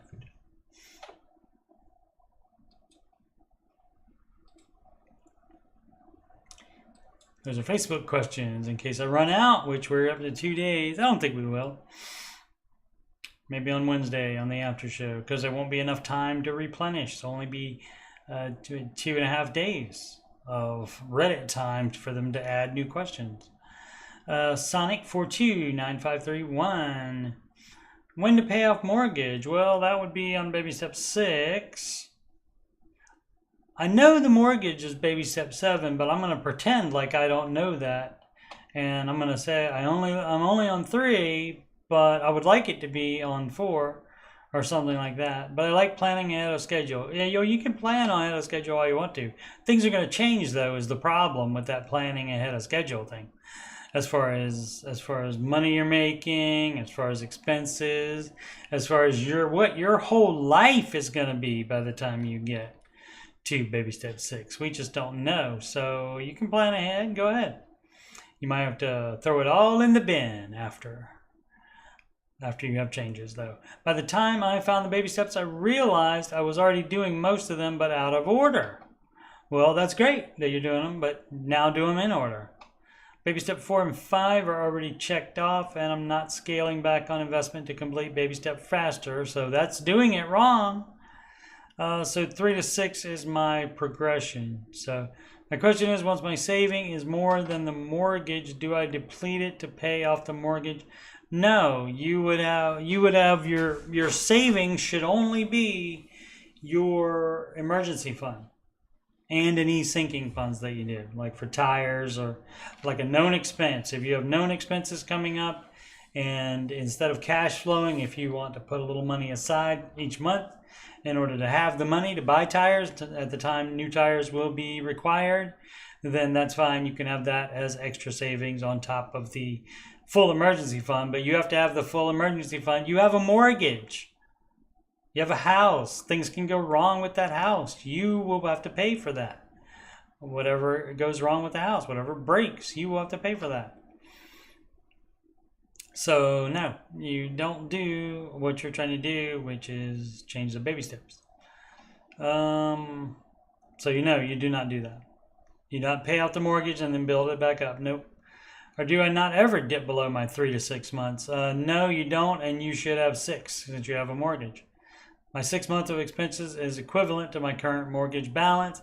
That's a fun, happy coincidence, but that isn't getting you out of it by me saying, oh, sure, do that. No. Nope. Nope.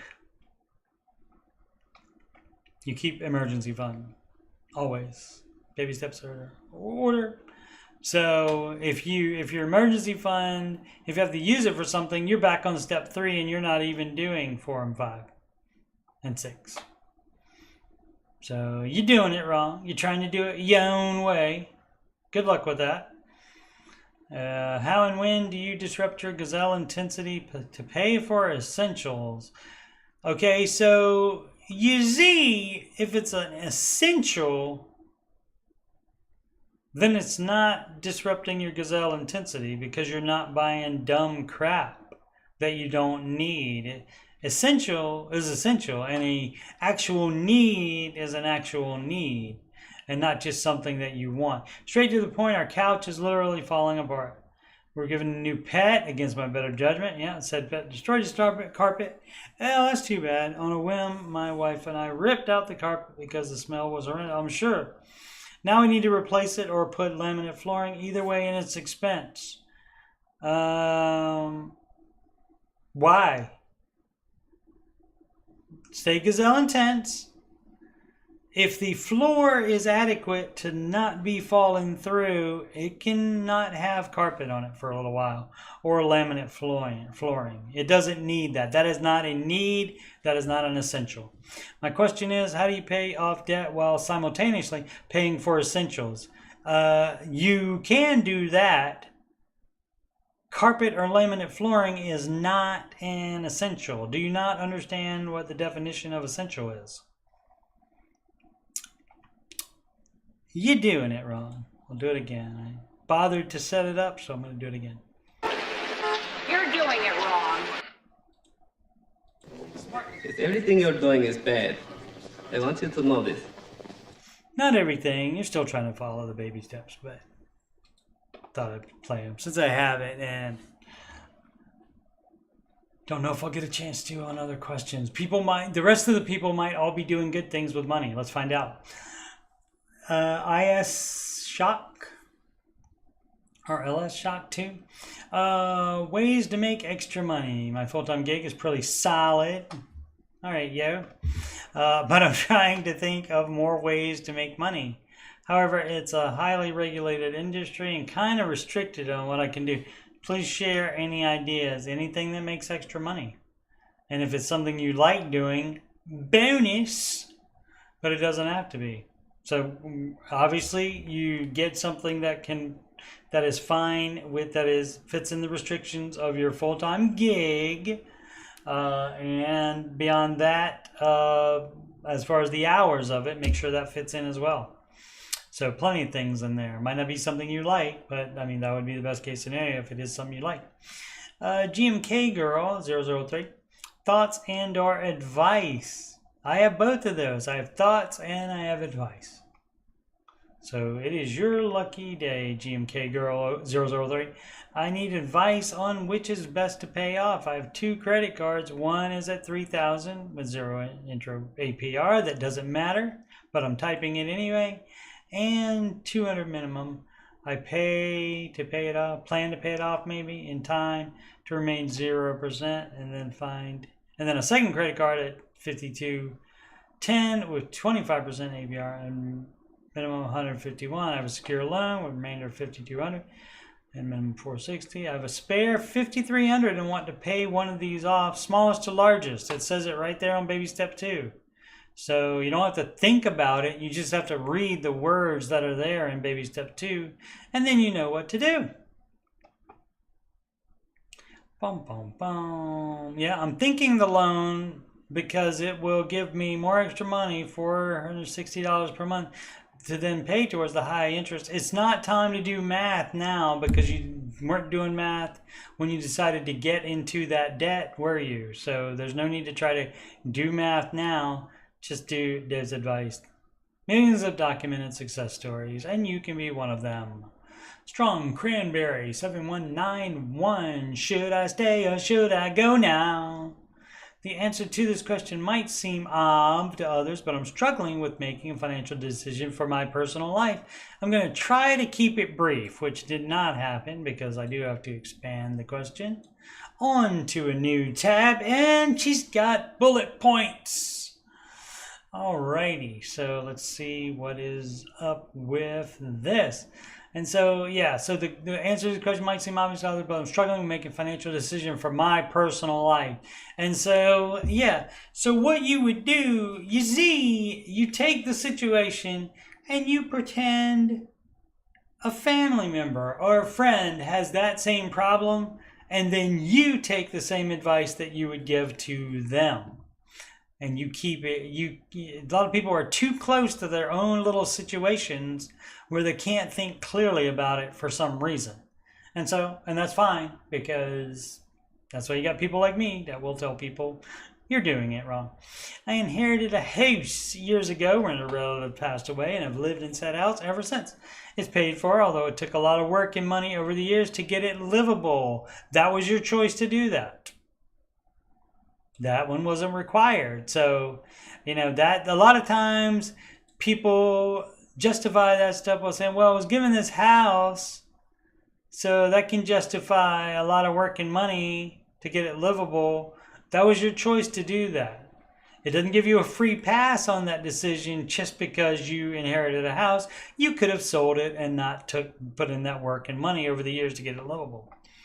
It's a very old house and not in perfect condition by any means, but it suits my needs.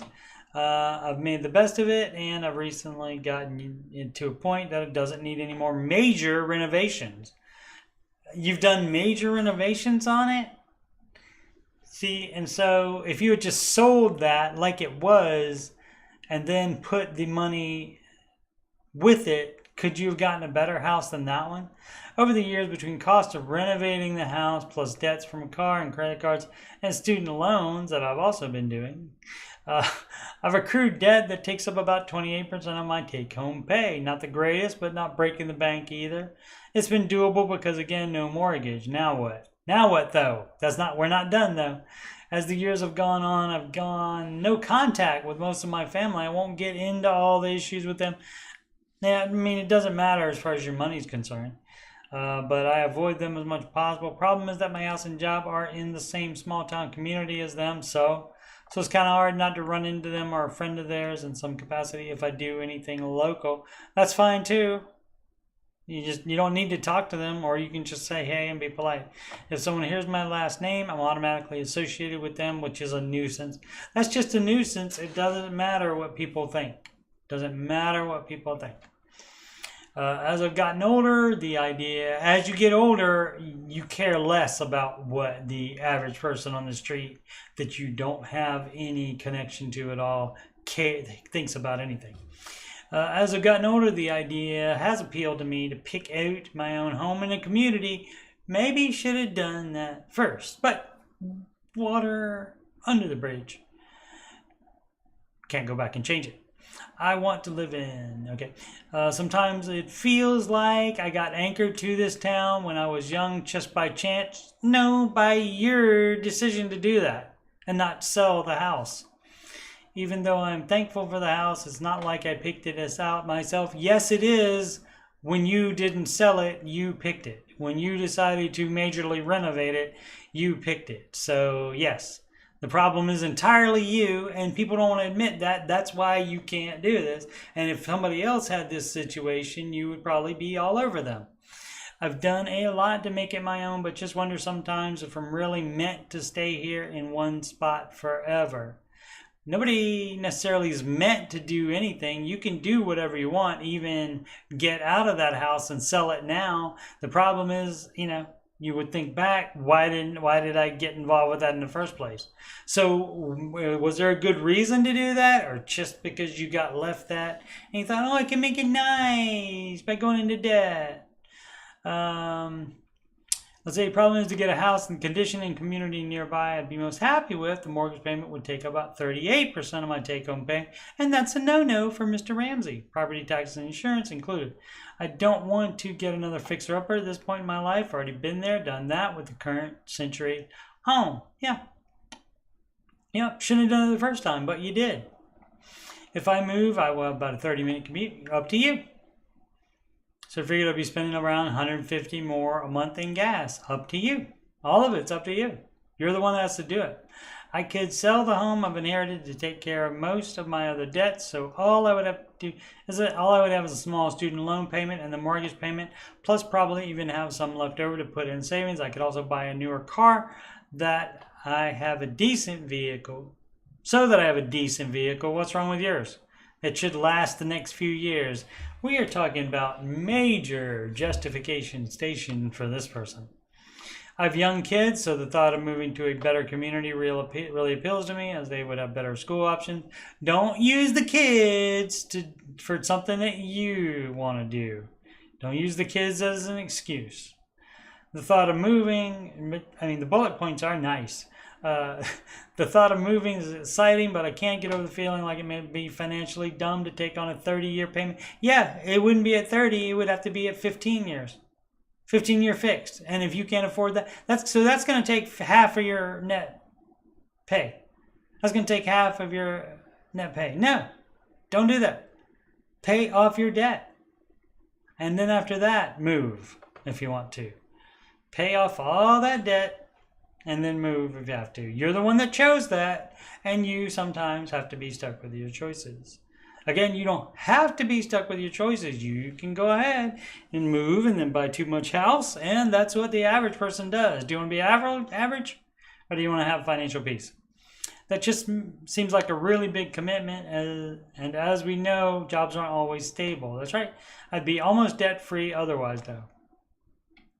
I've worked at my job for going on 7 years now, so there's that. Although I do have autism, so sometimes I struggle with imposter syndrome or feel like I'm just hanging on by a thread. Yeah, I mean, that can contribute to it.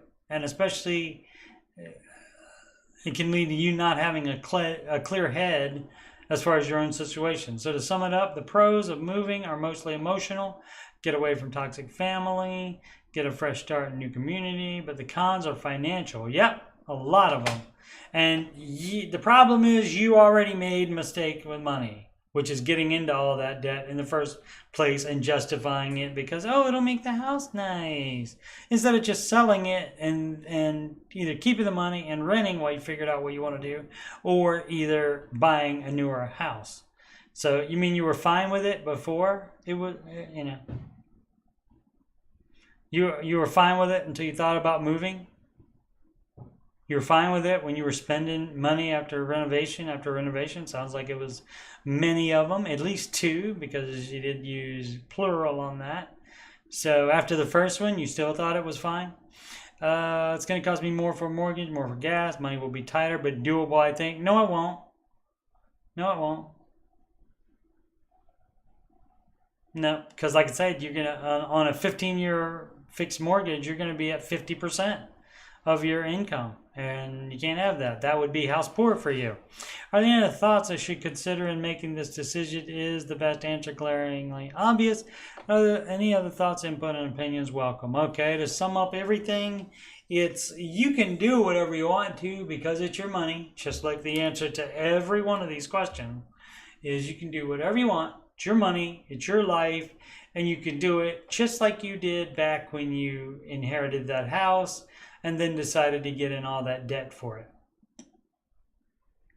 And when you decided to get into debt otherwise for it. And a lot of us have made stupid mistakes like that. Absolutely. Even without having a house inherited, and then because you get that gift, then you think you need to be, oh, well, I need to make it nice. You know, instead of just selling it and keeping the money, or either buying. But the main thing is you can move, but you have to get a much cheaper house than you think you're going to buy. And so if there are no houses for that amount, you need to save up for a longer down payment.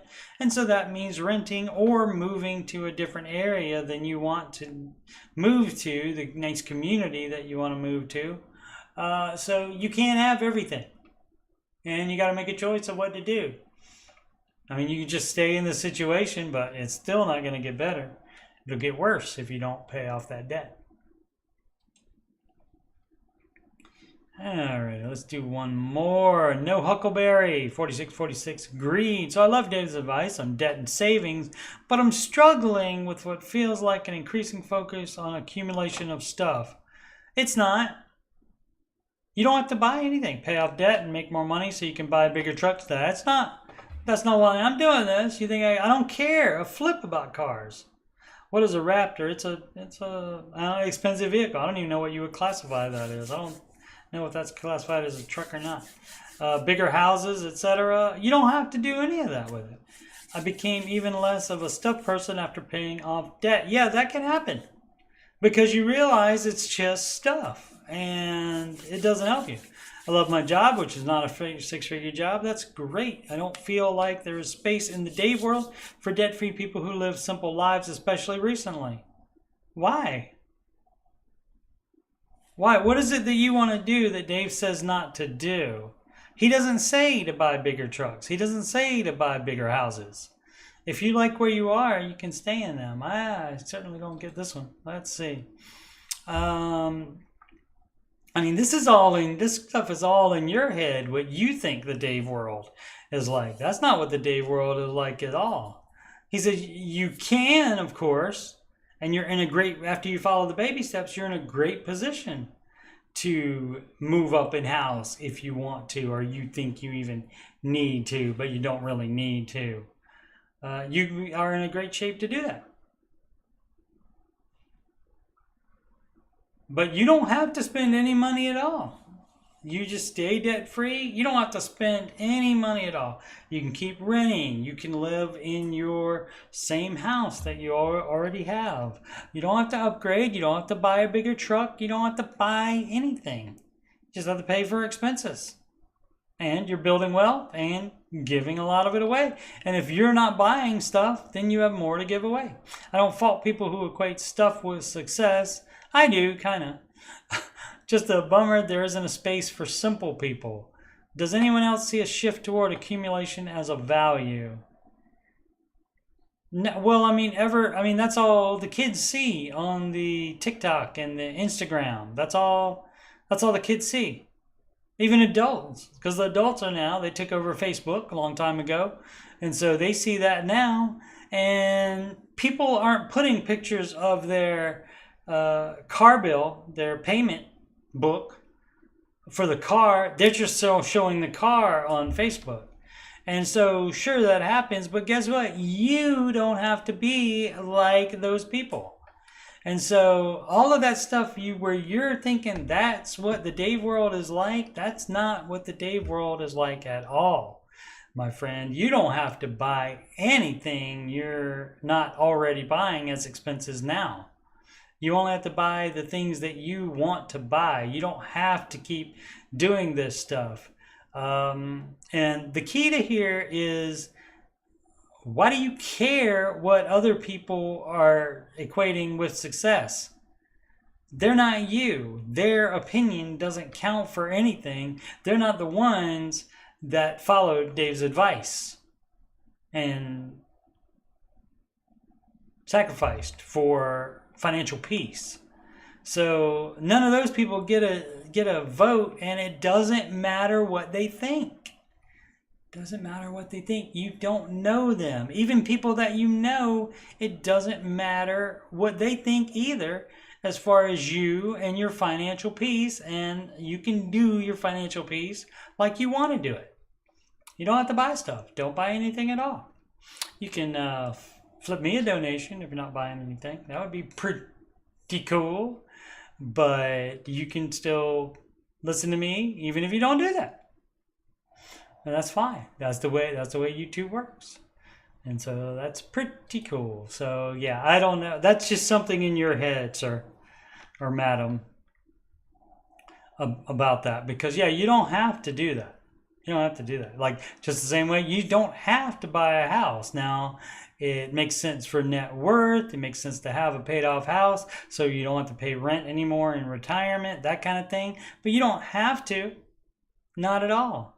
So you thinking that you have to spend all this money after you get up into a high baby step, you do not at all have to do that. It says build wealth. It doesn't say spend wealth. It says build wealth and give a lot of it away. That's what it says. So you're just giving it, and that's your choice to make, and you're giving it to people and organizations that you want to contribute to. So yeah, you don't have to spend money. That is all in your head. So you have a wrong idea of it. All right, so we'll start with Baby Step 6 opinions. All right, we'll give those opinions on Wednesday. This Wednesday, April the 3rd. Yeah, 6 p.m. Eastern Time, the Ramsey Show after show, which follows not on the same channel, unfortunately. Maybe one day, which does not follow it on the same channel, but it does follow it after the Ramsey Show is over on their channel. Then on my channel here, I will do the Ramsey Show after show. Then the next one after that is Thursday, April 18th. All right, let's hit the plugs one more time. Just one more time for fun. You're doing it wrong. Everything you're doing is bad. I want you to know this. And that's from Ghostbusters 2. That's Janosh. So you're doing it wrong. There's other times people say it in the movie that basically his kids first start telling him he's doing it wrong when he drops them off at the wrong end of the driveway at school. So they're telling him, and he's like saying, "Daddies do it their own way." And I know what I'm doing here. But then the lady stops him and taps on the window, and she says, "You're doing it wrong." So, alrighty. So again, thanks for the 1,000 subscribers. Much appreciated for that. You are much appreciated for doing that. And also, I'm like 7 hours short for 4,000 in the last 365 days. And so apparently YouTube is behind by 2 days on that. So I've almost certainly already got those hours because there's not anything big on the other end of the 365 days that's going to fall off that I won't have credit for. So I put out a bunch of things recently, and I played extra time on Shadow of the Tomb Raider, and had people watching me live. Thank you so much for that. So all that will count to it, and so I probably have already hit it. They just don't have it showing yet. So it might be another 1 or 2 days before it shows, but I should have the 4,000. And then that's not an issue after you hit 4,000, because as long as you continue to post things, which of course I'll do because I like to run my mouth about stuff that I'm into. I don't go to the Debt Leverage channel and troll. I don't like to run my mouth that way. I like to run it about stuff that I'm into, and I'm also into that, running my stuff about things that I'm into.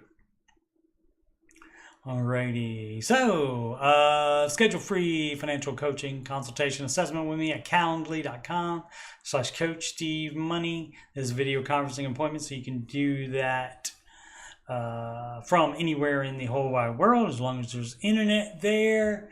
You can. I'm Coach Steve Money, Ramsey Solutions Certified Financial Coach, not just some Yahoo up here. I have the certificate. And so, yeah, you can do that if you want to make sure you're on the right track, or if you have money problems, we can certainly talk about them.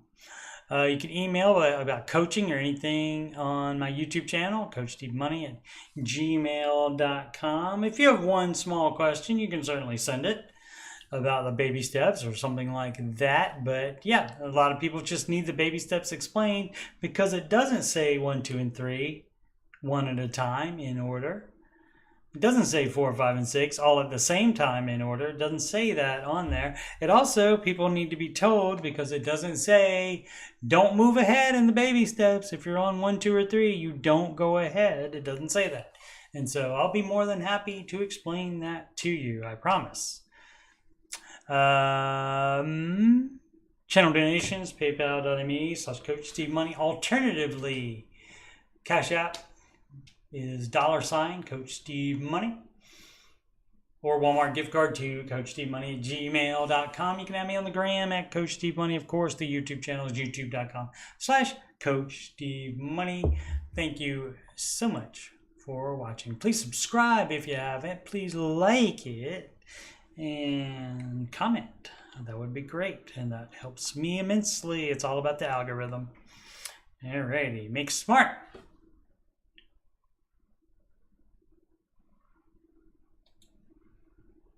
Financial decisions every day. There we go. Wanted you to be able to see the word every day. And yes, I have CP has made me a new logo that has every day 2 words as it is supposed to be. I just haven't changed it yet. All right, bye.